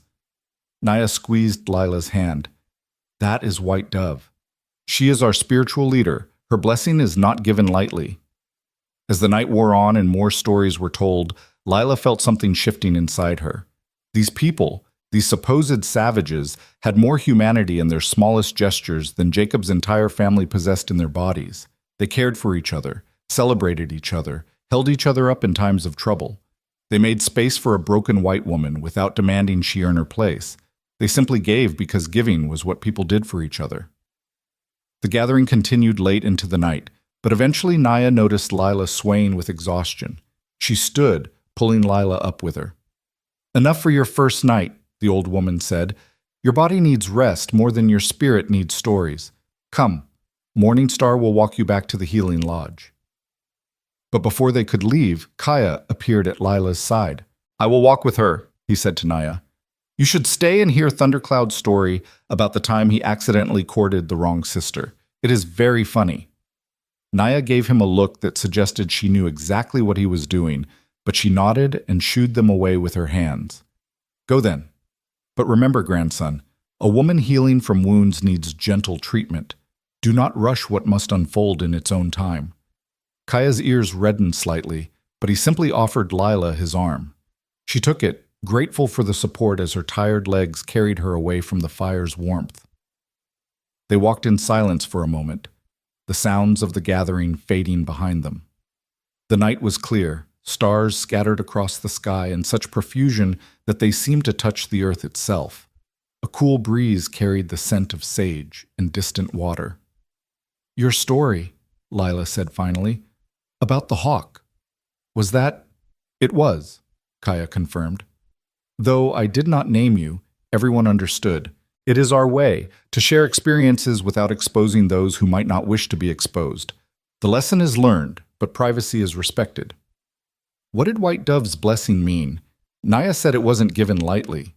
Kaya was quiet for a moment, seeming to choose his words carefully. White Dove has strong dreams, visions from the spirit world. When she blesses something, she does so because she has seen in her dreams that it is meant to be. She blessed you, Lila. She blessed us. That means she has seen something in the future that involves us both, something important. "What did she see?" Lila asked, though part of her wasn't sure she wanted to know. She would not say. Visions are not always clear, and speaking of them too soon can change their meaning. But she told me privately that you carry a storm inside you, one that will either destroy you or transform you into something powerful. She said I must be patient and let you choose which way the wind blows. They had reached the healing lodge, but neither of them moved to enter. The night seemed to hold them in place, suspended in a moment that felt too fragile to break. "I don't feel powerful," Lila admitted. "I feel scared and angry and lost. I feel like I'm playing dress-up in someone else's life, wearing their clothes and eating their food and pretending I belong here when I don't know if I belong anywhere anymore." Kaya turned to face her fully, and in the moonlight his eyes were impossibly dark and deep. "You belong where you choose to belong, not where you were born, not where someone else decides to put you, but where your heart finds peace. Give yourself time to discover where that is. And if Jacob comes back, if he brings soldiers or lawyers, then we will face that when it happens," Kaya said, echoing Naya's earlier words. "But Lila, you must stop letting the ghost of that man live in your head rent-free. He hurt you. He tried to destroy you, but he failed. You are here, breathing, healing, learning. He lost the moment you refused to die for his convenience." The words hit something deep inside her, some locked room she'd been afraid to open. Tears spilled down her cheeks before she could stop them, and then Kaya's arms were around her, careful, gentle, not restraining, but sheltering. She sobbed against his chest while he held her, one hand stroking her hair with infinite patience. "I'm sorry," she gasped when she could finally speak. "I'm such a mess. You don't deserve to—" "Shh," he murmured. "You are healing. Healing is messy. It is not pretty or convenient or comfortable. It is hard and painful, and sometimes it breaks you open worse before it makes you whole. But you are doing it anyway. That is brave, Lila. That is so brave." She pulled back slightly to look at his face, and what she saw there made her breath catch. Not pity, not obligation. Something else, something that looked almost like wonder. "Why do you look at me like that?" she whispered. "Like what? Like I don't know. Like I'm something precious instead of something broken." Kaya's hand came up to cup her cheek, his thumb brushing away tears with infinite gentleness. "Because you are both. You are broken and precious. You are wounded and beautiful. You are learning that these things can exist together, that being hurt does not make you worthless. When I look at you, I see a woman discovering her own strength. How could I look at that with anything but wonder?" The moment stretched between them, charged with possibilities. Lila realized that if she leaned forward just slightly, their lips would touch. That if she wanted to kiss him, he would let her. That he would probably kiss her back. But Naya's words echoed in her mind. A woman healing from wounds needs gentle treatment. And she knew this wasn't the right moment. Not because she didn't want it, but because she needed to want it for the right reasons. Not as a rebellion against Jacob, not as proof that she was desirable despite the scars, but simply because she chose it freely. She stepped back, and Kaya let her go immediately, his expression understanding rather than disappointed. "Thank you," she said, "for everything, for saving me, for being patient with me, for seeing me when I couldn't see myself." "You do not need to thank me for treating you like a human being," Kaya said.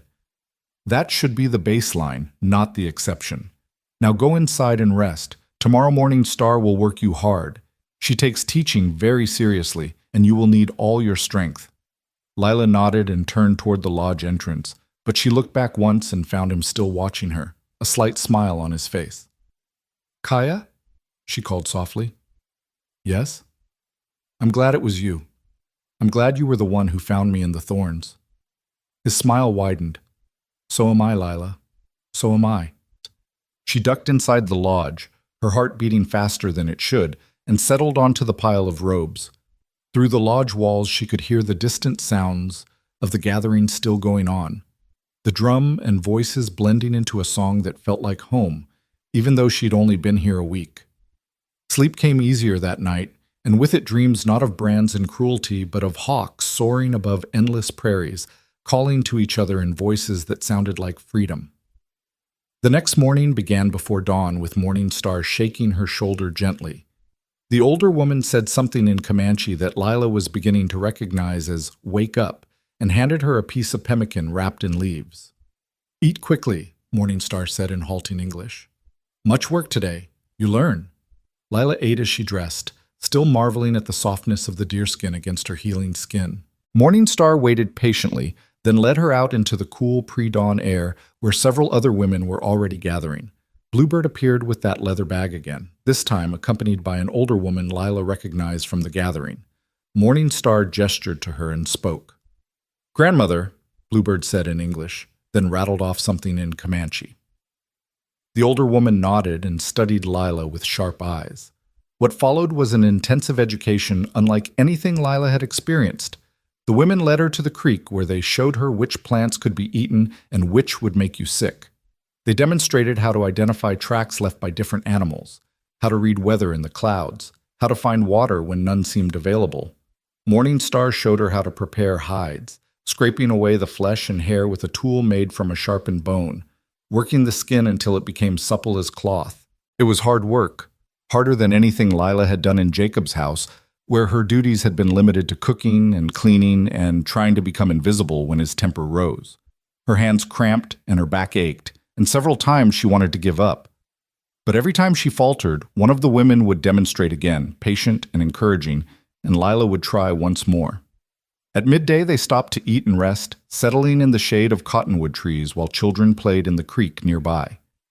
Bluebird was practicing English words with Lila when Standing Hawk approached with Kaya and another man Lila hadn't seen before. The stranger was white, perhaps 40, with sun-weathered skin and intelligent eyes. He wore a mixture of American and Mexican clothing, and he carried himself with the ease of someone comfortable in multiple worlds. "Lila Carter," Standing Hawk said formally. "This is Rodrigo Reyes, the trader I told you about." Rodrigo removed his hat and nodded respectfully. "Senora Carter, I have heard much about your situation. I am sorry for what was done to you." His voice held genuine sympathy, and Lila found herself warming to him immediately. "Standing Hawk said you might be able to help, but I don't understand how. Jacob has the law on his side." "The law is a tricky thing," Rodrigo said, settling down nearby. "It can be used as a weapon by cruel men, yes, but it can also be a shield for the innocent if one knows how to hold it properly. I have brought papers from San Antonio, interesting papers that suggest your husband's family has some legal troubles of their own." He pulled out a leather satchel and extracted several documents. "It seems Jacob Carter and his brothers have been accused by 3 different ranchers of stealing cattle and altering brands. There is also the small matter of unpaid debts to several merchants, and a complaint filed by a woman named Mary Henderson claiming Jacob promised to marry her before he married you." Lila's head spun. "Mary Henderson? I don't know that name." "She worked at the hotel in San Antonio," Rodrigo explained. "According to her statement, Jacob courted her seriously, promised marriage, took certain liberties with her honor, then abandoned her when he met you. a woman with a small inheritance he found more attractive. The implications hit Lila like a physical blow. Her father had left her a modest sum when he died, money that had become Jacob's the moment they married. Money he'd spent on expanding his ranch while she made do with worn dresses and watered-down soup. "He married me for money," she said flatly. "That's why he was so angry when I couldn't give him a son. I was supposed to be an investment that paid dividends, and I failed to produce." "Men like Jacob Carter see everything as transactions," Rodrigo said, his voice hard with disgust. "Women, land, cattle, all just assets to be managed. But here's where it becomes useful for us. A man with this many complaints against him, with this kind of reputation, will not be viewed favorably by judges, especially if we can demonstrate a pattern of violence and deceit." Kaya leaned forward. "What do we need to do?" "We need statements," Rodrigo said. "From Lila about what happened, from the healer about her injuries, from everyone who witnessed her confrontation with Jacob where she publicly refused him. We need to build a case that she left an abusive marriage and sought sanctuary, not that she was kidnapped. And we need to do it quickly, before Jacob can shape his own narrative." "I'll write whatever you need," Lila said, feeling strength flow back into her spine. "I'll tell everything. The brand, the abandonment, all of it." "Good." Rodrigo's smile was sharp as a blade. "Then we will make Jacob Carter regret the day he tried to throw you away. There's a lawyer in San Antonio, Marcus Blackwood, who specializes in helping women escape bad marriages. He owes me a favor, and he loves nothing more than taking down men who think their money puts them above consequences. With these papers and your testimony, we can make Jacob's life very difficult if he continues to pursue you." Standing Hawk nodded approvingly. "You will stay in my camp while this is done. You have our protection for as long as you need it." "I can't thank you enough," Lila said, looking at each of them in turn. "All of you. You've given me something I thought I'd lost forever, hope." "Hope is not given," Standing Hawk said. "It is earned by surviving long enough to see tomorrow. You earned yours the moment you chose to keep crawling through those thorns instead of laying down to die." The work of building the case consumed the next week. Rodrigo brought a clerk from San Antonio who could take proper statements and notarize documents. Lila spent hours recounting every detail of her marriage to Jacob, every cruelty and manipulation and moment of fear. It was exhausting and painful, tearing open wounds that had barely begun to close, but she forced herself through it because this was her chance, perhaps her only chance, to reclaim her life. Naya provided detailed medical testimony about Lila's injuries, describing each wound with clinical precision that somehow made them sound even more horrific. Standing Hawk gave his account of the confrontation with Jacob, emphasizing that Lila had publicly and voluntarily refused to return with her husband. Even White Dove offered a statement about how Lila had integrated into the camp, how she'd been treated with respect and kindness, how she'd shown no signs of being held against her will. Through it all, Kaya remained a steady presence, not hovering, but always nearby when Lila needed someone to steady her after a particularly difficult session of recounting trauma. He'd bring her water or food, or simply sit with her in companionable silence while she recovered her composure. One evening, after a particularly grueling day of testimony, Lila found herself unable to sleep. She slipped out of the healing lodge and walked toward the creek, needing the sound of moving water to quiet her racing thoughts. She wasn't surprised when Kaya appeared beside her, moving silently through the darkness. "Could not sleep?" he asked quietly. "Too many memories," Lila admitted. "Talking about it all, writing it down, it makes it real again in a way it wasn't before." They settled on the bank of the creek, close enough that their shoulders almost touched. The moon was nearly full, painting everything in silver and shadow. "When my father died," Kaya said after a long silence, "I could not speak of it for many months. The memory was too large, too painful, but my grandmother told me that sometimes we must make pain smaller by giving it words. By speaking what happened, we take away some of its power over us." "Does it work?" "Eventually, not all at once. But yes, with time, the memories become stories, and stories are easier to carry than raw wounds."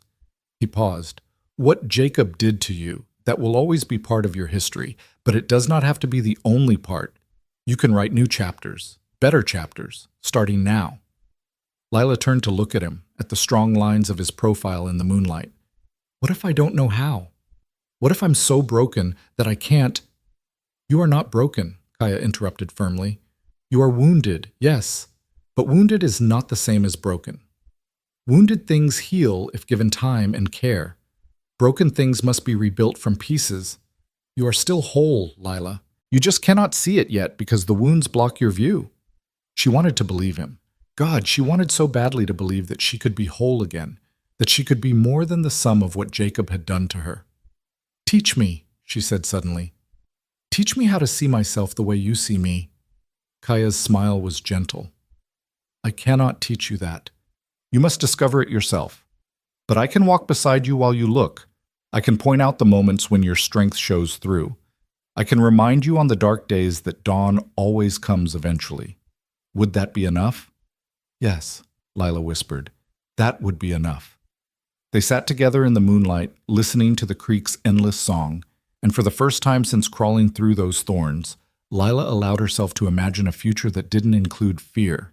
The answer came 3 weeks later in the form of dust on the horizon and the thunder of hooves approaching at speed.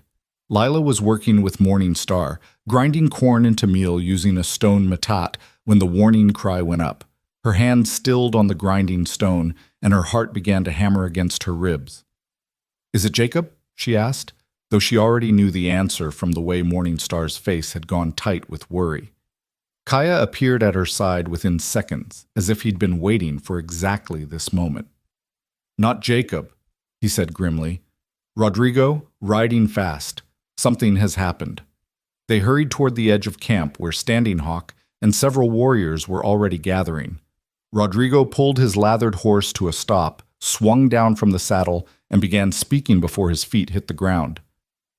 Jacob is coming, he said without preamble, his chest heaving. But not alone. He has convinced a Texas Ranger named Samuel Morrison to accompany him, along with 6 armed men. They claim Lila was kidnapped and that this camp is harboring a criminal. Morrison has a warrant. The words fell like stones into still water, sending ripples of tension through the gathered crowd. Lila felt the ground tilt beneath her feet, and only Kaya's hand on her arm kept her steady. A warrant for what? Standing Hawk demanded. For Lila's return to her lawful husband, Rodrigo said, pulling papers from his saddlebag. But I brought Marcus Blackwood with me. He is 2 hours behind with counterpapers, documents that challenge the warrant's validity and present evidence of Jacob's abuse. The problem is Jacob and Morrison will arrive first, probably within the hour. Then we prepare, Standing Hawk said, his voice cutting through the rising murmur of concern. He began issuing orders in rapid Comanche, and warriors scattered to their tasks. Rodrigo turned to Lila, his weathered face grave. Senora, you need to understand what is about to happen. Morrison is not like Jacob. He is a lawman who believes he is doing his duty. He will not be easily swayed by emotion or claims of abuse without proper documentation. Until Marcus arrives with the legal papers, we are operating in a gray area. What does that mean? Lila asked, though fear made her voice shake. It means you must be strong one more time, Kaya said quietly. It means you must stand before this ranger and this husband and tell your truth loud enough that it cannot be ignored. Can you do that? Could she? Lila looked around at the camp that had become her sanctuary, at Morning Star and Bluebird and Naya, who had shown her such kindness, at Standing Hawk, who had defended her without hesitation, at Kaya, who had saved her life and then spent weeks helping her remember she deserved to keep living. Could she stand there and let Jacob try to drag her back to hell? Could she find the courage to fight one more time? Yes, she said, and was surprised by how steady her voice sounded. I can do it. Naya appeared with a clean dress, this one decorated with more elaborate beadwork than Lila's everyday clothing. You will wear this, the old woman said firmly. You will look them in the eyes and show them a woman who has been honored by her new family, not a victim waiting to be rescued. You understand? Lila nodded and let Naya help her change behind the privacy of the healing lodge. When she emerged, Morning Star had braided her hair with blue beads and small white shells that caught the light. Bluebird pressed the knife Naya had given her into Lila's hand. Keep, Bluebird said in halting English. For courage. You strong. The simple words made Lila's eyes burn, but she blinked back tears and nodded. She tucked the knife into the belt at her waist, feeling its weight like a promise. She would not be helpless again. She would not go quietly. The wait felt eternal and instantaneous all at once.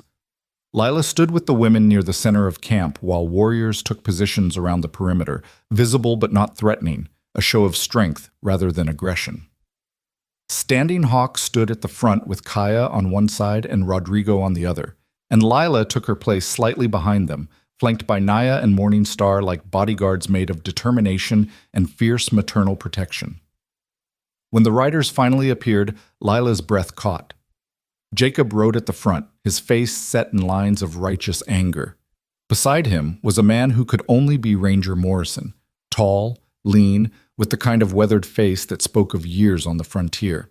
He wore the distinctive badge of the Texas Rangers and carried himself with the confidence of someone who believed completely in his own authority.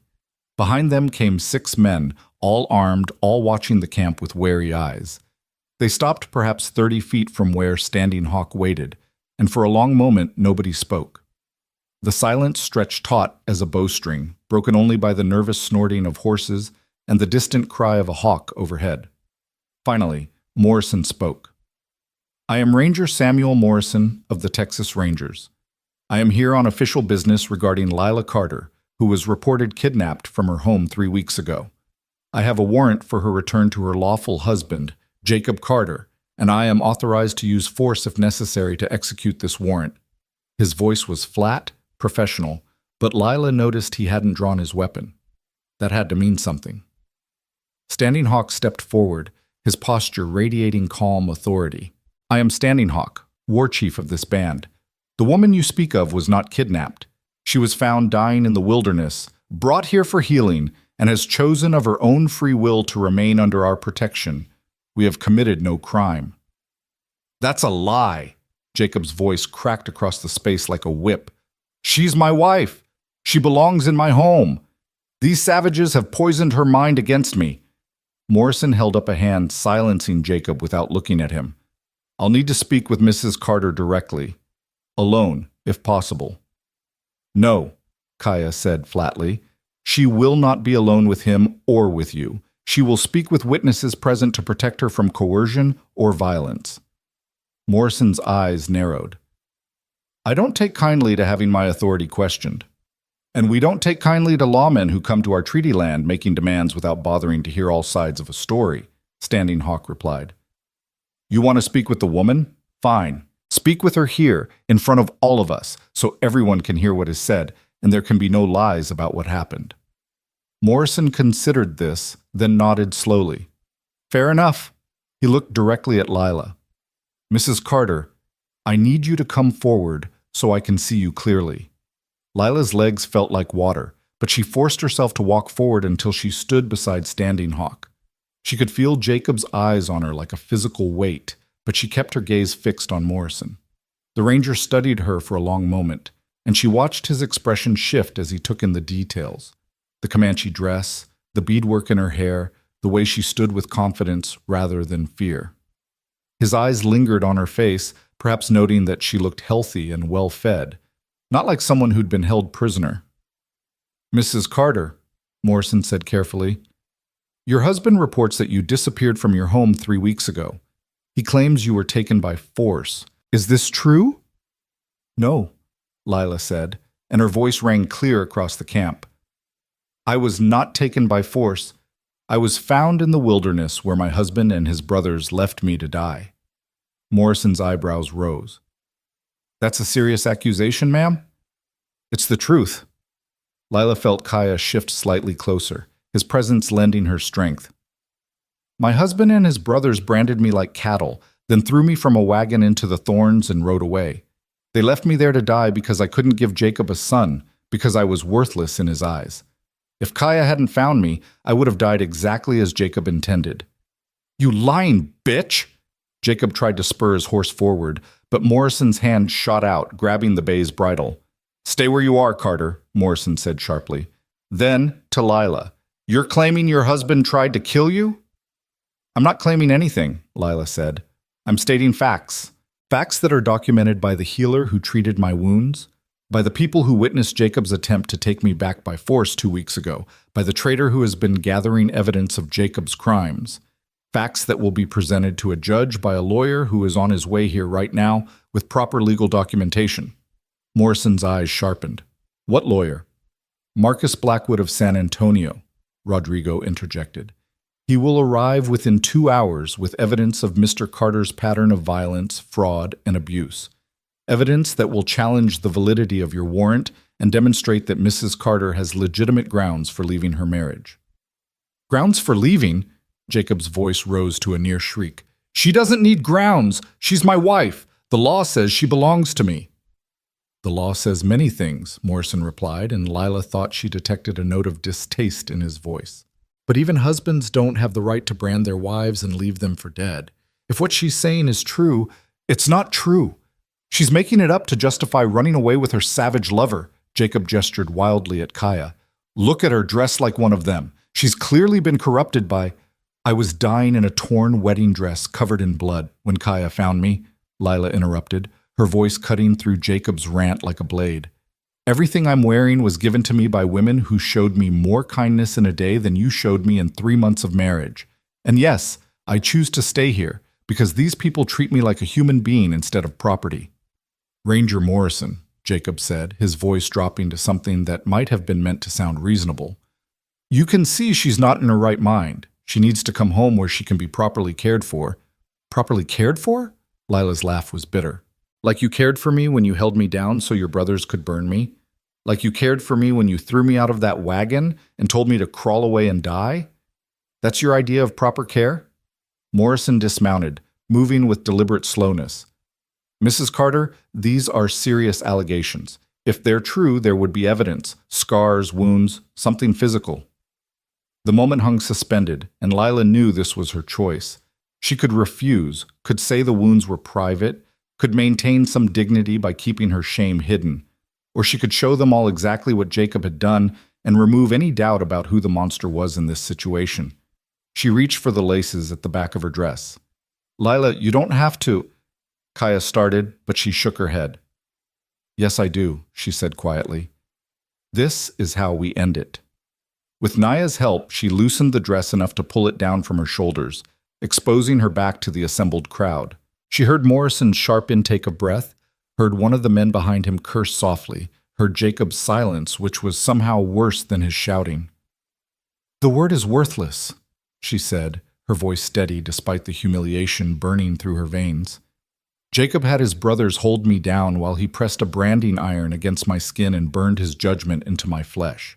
Then he threw me into the wilderness to die because I couldn't give him the son he wanted. Those are the facts, Ranger Morrison. Those are the scars that prove every word I've said is true. She pulled the dress back up and turned to face Morrison, and the expression on the ranger's face told her everything she needed to know. He believed her.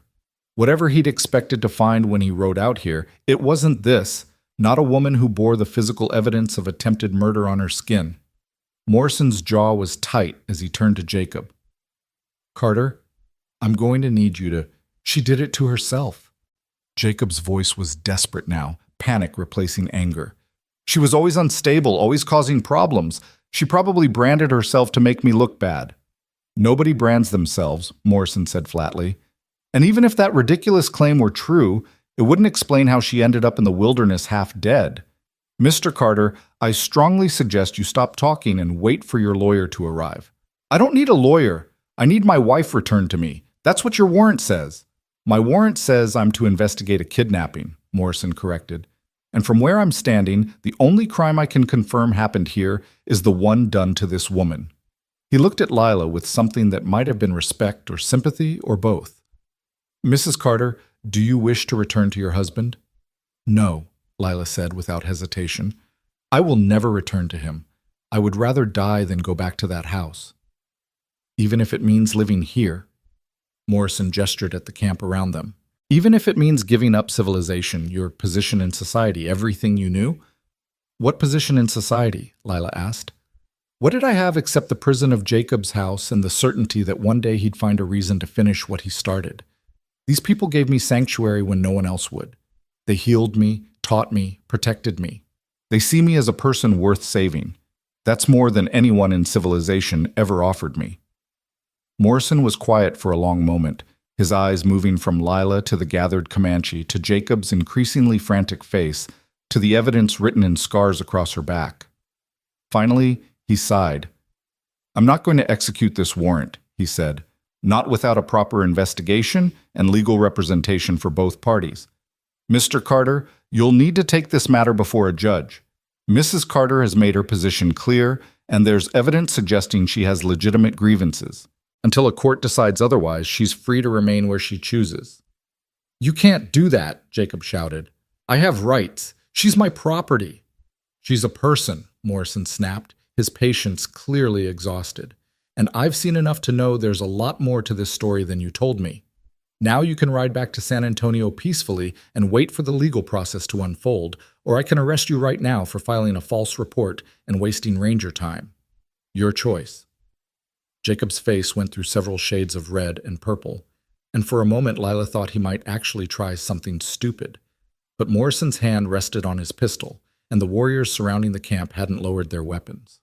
After a long moment, Jacob jerked his horse's reins viciously. "This isn't over," he spat.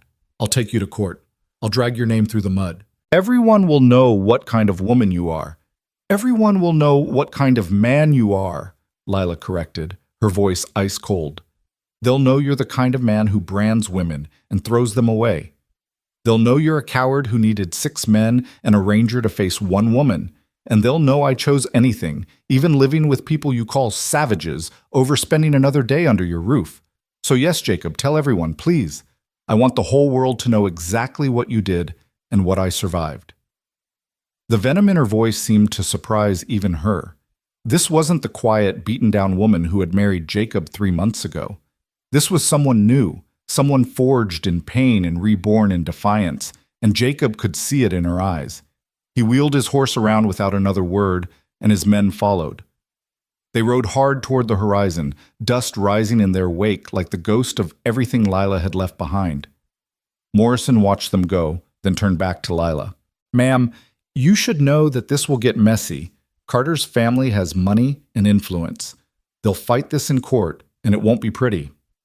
"I know," Lila said, "but I'd rather fight in court than die in the wilderness. At least in court I have witnesses and a lawyer, and the truth on my side." Morrison nodded slowly. "I'll file a full report of what I saw here today, including your injuries. It might help when this goes before a judge." He glanced at Standing Hawk. "I appreciate you handling this peacefully. Could have gone a lot worse." "We are not the savages you have been taught to fear," Standing Hawk replied. "We are simply people protecting one of our own. Next time you receive a report about kidnapping from our camp, perhaps you will remember this day and ask more questions before riding out with armed men." Morrison had the grace to look somewhat embarrassed. "Fair point." He mounted his horse and tipped his hat to Lila. "Good luck, Mrs. Carter. You're going to need it." He rode away at a more measured pace than Jacob had, and Lila watched until he disappeared from view. Then, and only then, did she let her legs give out. Kaya caught her before she hit the ground, supporting her weight as the adrenaline that had been holding her together finally fled. "You did it," he murmured in her ear. "You stood up to him again, and you won." "Did I?" Lila asked, her voice shaking. "He's going to take me to court. He's going to make this into a spectacle. Everyone will know everything." "Good," Naya said, appearing at her other side. "Let them know. Let the whole world know what was done to you and how you survived it. Shame is a weapon, child, but it only works if you allow yourself to feel ashamed. You have nothing to be ashamed of. Nothing." Marcus Blackwood arrived 2 hours later as promised, accompanied by a clerk and carrying saddlebags stuffed with documents. He was younger than Lila expected, perhaps 35, with intelligent eyes and ink-stained fingers that spoke of a man who fought his battles with words and law rather than guns. He listened to everyone's account of what had happened with Morrison, took notes in precise handwriting, then turned to Lila with an expression that was both sympathetic and calculating. "Mrs. Carter, I'm going to be very direct with you," he said. "Jacob Carter is going to make this ugly. He's going to claim you abandoned your marriage for immoral purposes. He's going to suggest you were having an affair, that you're mentally unstable, that you were somehow complicit in your own abuse. He's going to drag your reputation through every courtroom and newspaper in Texas." "I know," Lila said quietly. But what choice do I have? Hide here forever? Live in fear that he'll find some legal way to force me back? No, Marcus said with a slight smile. We fight. We present evidence of systematic abuse. We bring in medical testimony. We demonstrate that you sought sanctuary after attempted murder, not that you abandoned your marriage on a whim. We paint a picture of a woman who survived incredible cruelty and found the strength to save herself. And we make Jacob Carter look like the monster he is. Can we win? Lila asked. Marcus was quiet for a moment, weighing his words carefully. Honestly, I don't know. The law heavily favors husbands, and Jacob's family has resources. But we have something powerful on our side. The truth, documented and witnessed. And we have you, alive and willing to testify when you should be dead. That counts for something. What do I need to do? First, we establish your legal right to remain here while the case proceeds. Standing Hawk's band is on treaty land, which gives us some protection. Second, we file countercharges against Jacob for assault, attempted murder, and fraud. Make him defend himself instead of just attacking you. Third, we build the strongest case possible for annulment based on extreme cruelty. Annulment, hope flickered in Lila's chest. Not just separation? If we can prove the marriage was obtained through deception, which Mary Henderson's testimony about Jacob's prior engagement helps establish, and that it involved violence that endangered your life, we have grounds for annulment. It won't be easy, but it's possible. Lila looked at Kaya, at Standing Hawk, at all the people who had sheltered her and believed in her when she couldn't believe in herself. How long will this take? Months, probably, Marcus admitted. Maybe longer. Courts move slowly, and Jacob will drag it out as long as he can. But the good news is that Morrison's report will work in our favor. A Texas Ranger witnessed your injuries and declined to force you to return. That's powerful testimony. Then we do it, Lila said with more confidence than she felt. We fight him in court, and we win. Marcus smiled, and it transformed his serious face into something almost boyish. That's the spirit. Now, let's get to work. I need detailed statements from everyone, medical documentation from your healer, witness accounts of everything Jacob did and said. By the time we're done, we're going to have a case so airtight, even the most biased judge will have to acknowledge it. The work consumed the next several days. Marcus was thorough to the point of obsession, questioning Lila about every detail of her marriage, having Naya document every injury with descriptions so clinical they made the abuse sound even more horrific. He interviewed Standing Hawk, Kaya, Rodrigo, even Morningstar and Bluebird through translators, building a comprehensive picture of Lila's rescue and recovery. Through it all, Lila felt herself transforming. Each time she told the story, it hurt a little less. Each time she described what Jacob had done, she felt a little more of his power over her crumble. By the time Marcus finished gathering evidence, Lila could talk about the branding without crying, could describe being thrown from the wagon without her voice shaking. On the final evening before Marcus and Rodrigo were due to return to San Antonio, a feast was prepared in their honor. The camp gathered around the fire, and Standing Hawk stood to speak. Today we have done something important, he said, his voice carrying across the assembled crowd. We have shown that people of different tribes can work together for justice. The white man's law is often used against us, but tonight we have learned how to make it work for us, how to use their own rules to protect one of our own. He looked at Lila. Sunrise after storm, for that is what we have named you in our language. You came to us broken and dying. But you did not stay broken. You healed. You learned. You fought. Tonight you stand as an example to all women that no man, no matter how powerful, has the right to destroy what he cannot control. Your battle is not over, but you have already won the most important victory, the victory over fear itself. The camp erupted in approval, voices calling out in Comanche and hands drumming on thighs in rhythmic celebration. Lila felt tears streaming down her face, but these were different tears, not sorrow or pain, but something that might have been joy mixed with gratitude, mixed with the overwhelming realization that she had found family in the most unexpected place. After the feast, when the fire had burned down to coals and people were drifting toward their lodges, Kaya found Lila sitting alone by the creek. He settled beside her without asking permission, and they sat in comfortable silence for a long moment. Sunrise after storm, Lila said finally. That's what Standing Hawk called me. It is your Comanche name, Kaya confirmed. Every person has two names, the one they are born with and the one they earn through living. You earned yours. What's yours? Lila asked. Kaya smiled. Kaya means older brother, which is not very exciting, but my earned name is Sheikani Taimu, he who saves broken wings. My people gave it to me after I saved that hawk I told you about. They say it defines who I am, that I cannot resist helping things that are wounded. Is that what I am to you? Lila asked quietly. Another broken wing to fix? Kaya turned to look at her fully, and the intensity in his gaze made her breath catch. At first, maybe.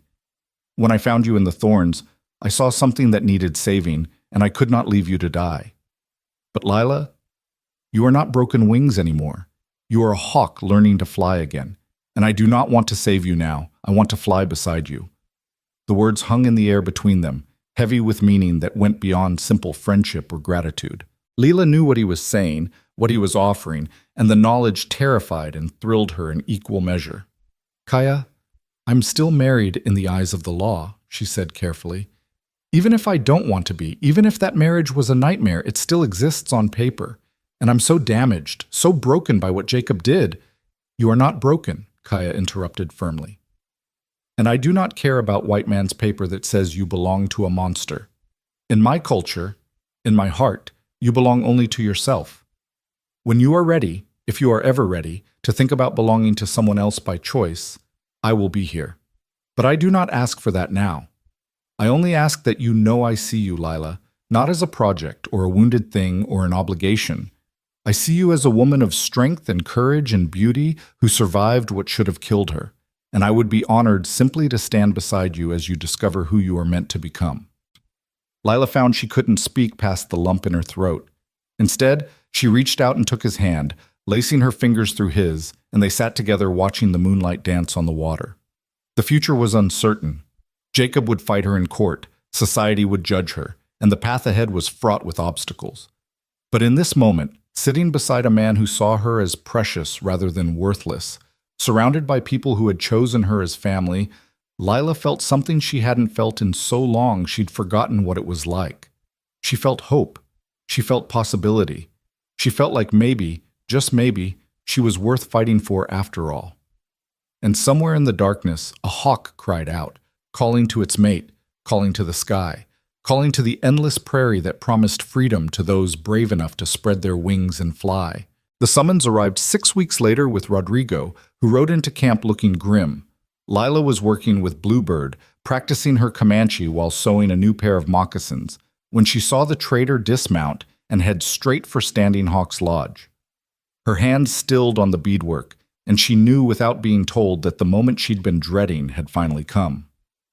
Kaya found her before anyone else could, his face unreadable as he approached.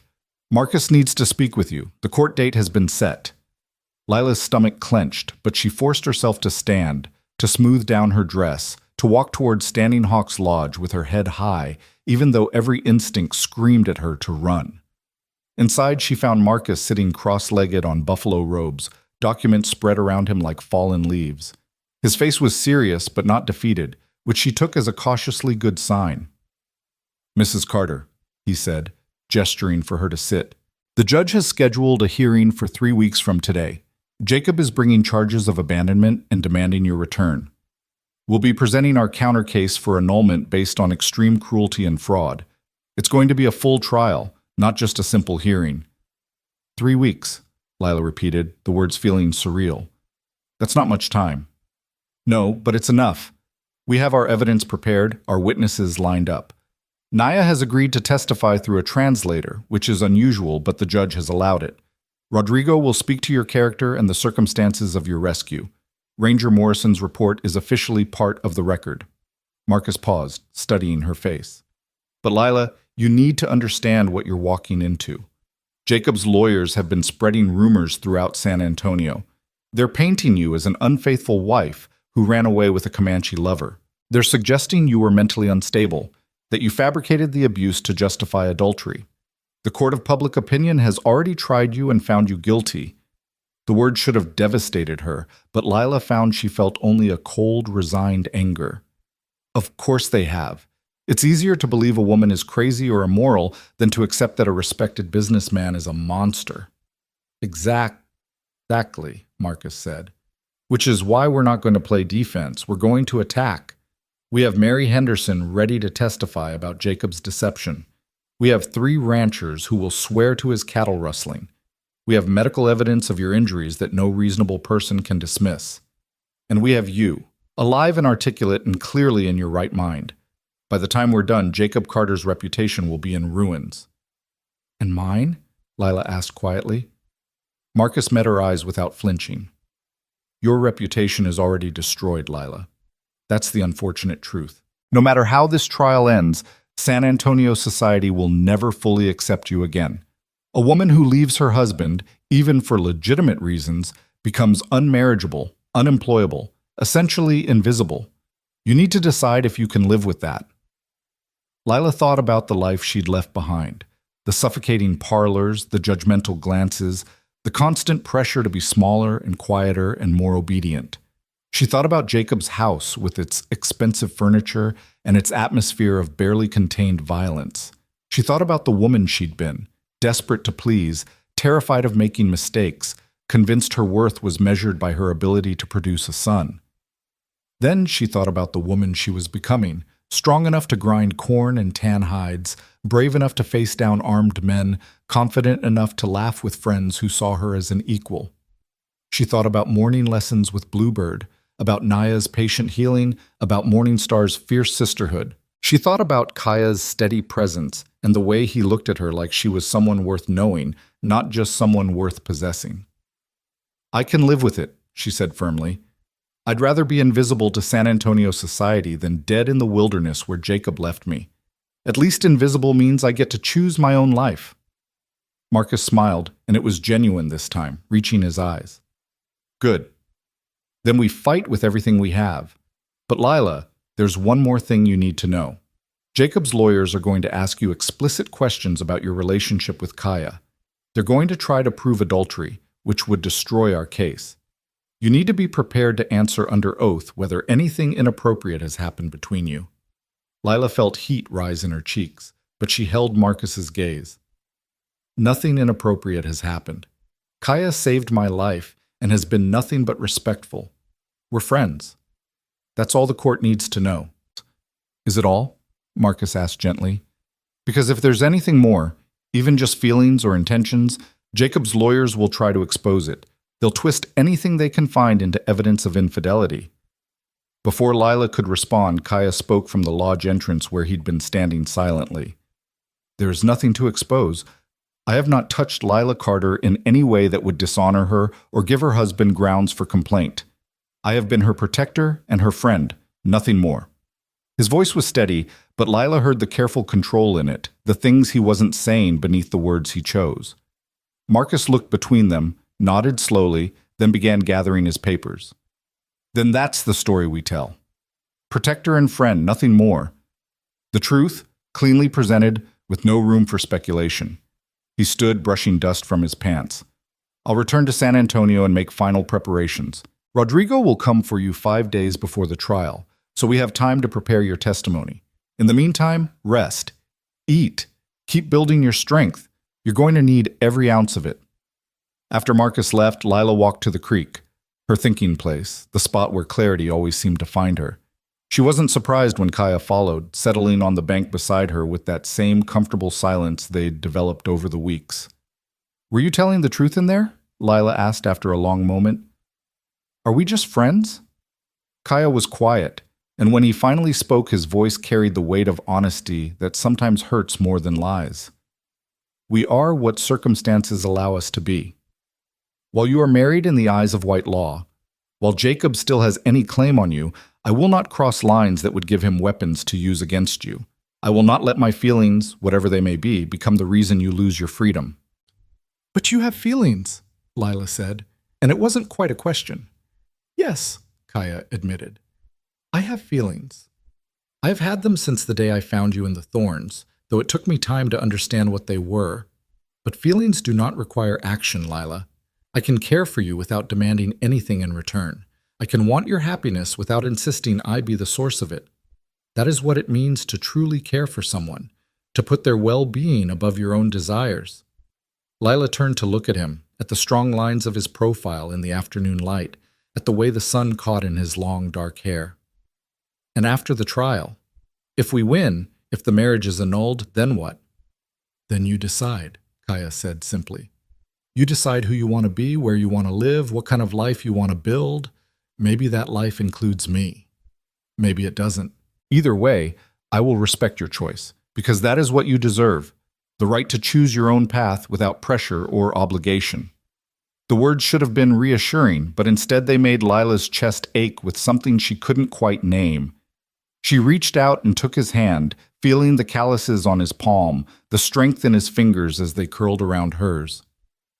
I'm scared, she admitted. Not of the trial, not of Jacob, but of what comes after. I don't know who I am without someone telling me who to be.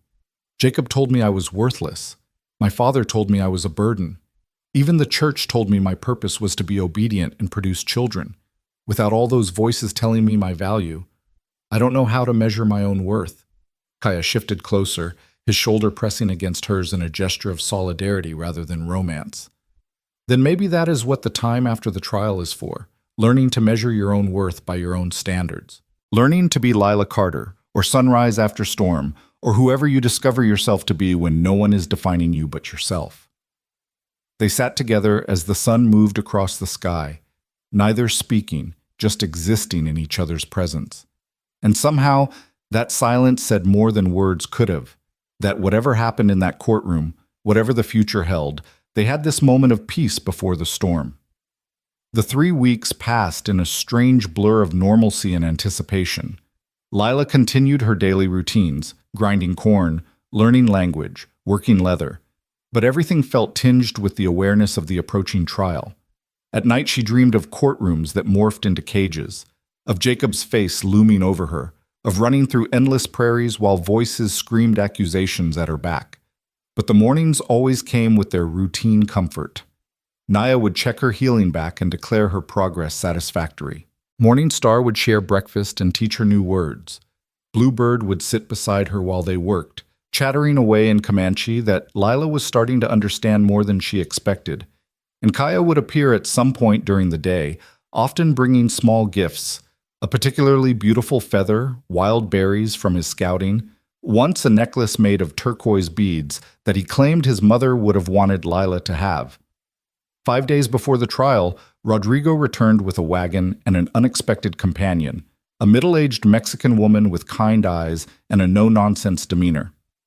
"This is my wife, Rosa," Rodrigo said as he helped the woman down from the wagon.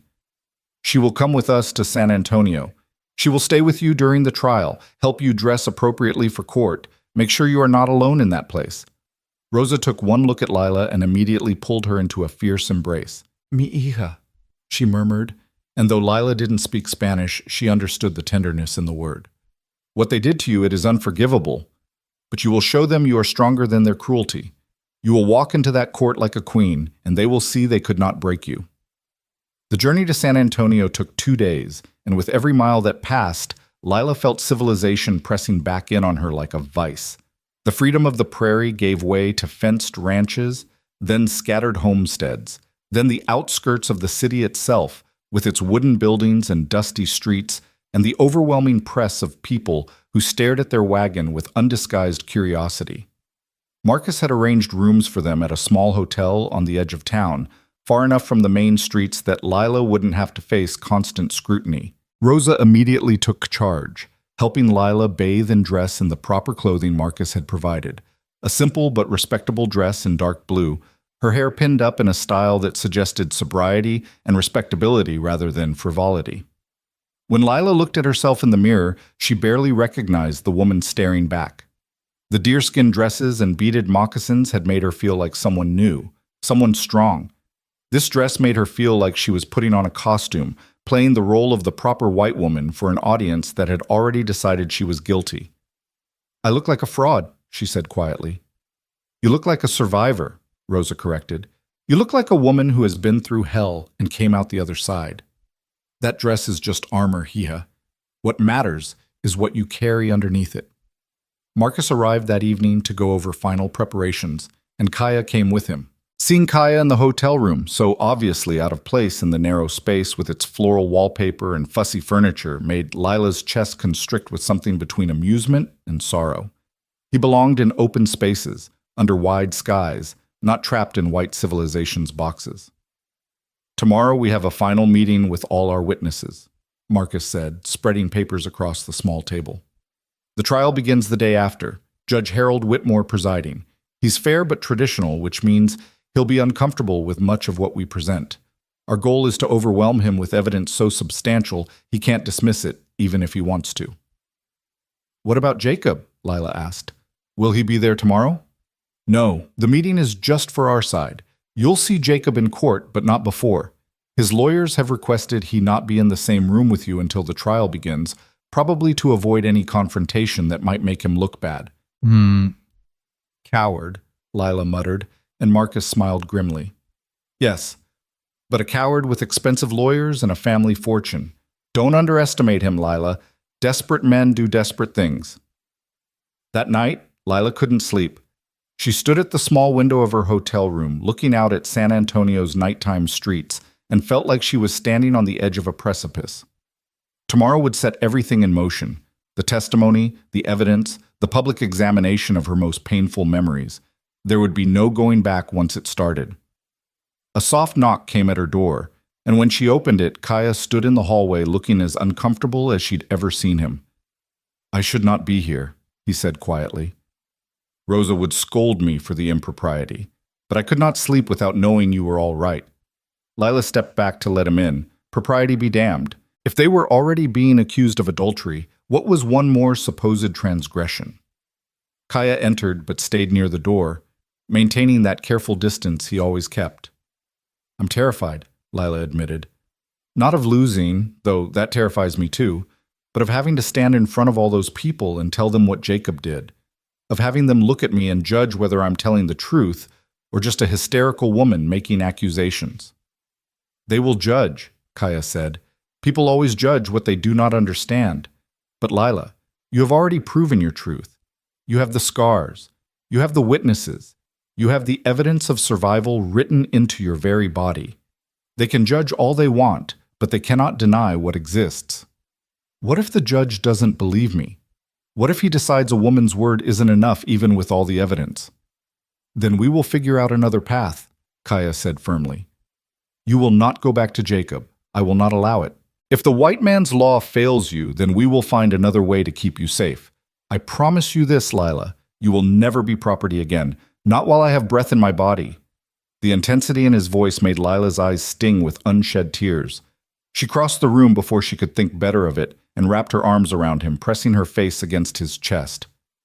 For a moment he stood frozen, then his arms came around her, careful, protective, holding her like she was something precious that might break if gripped too tightly.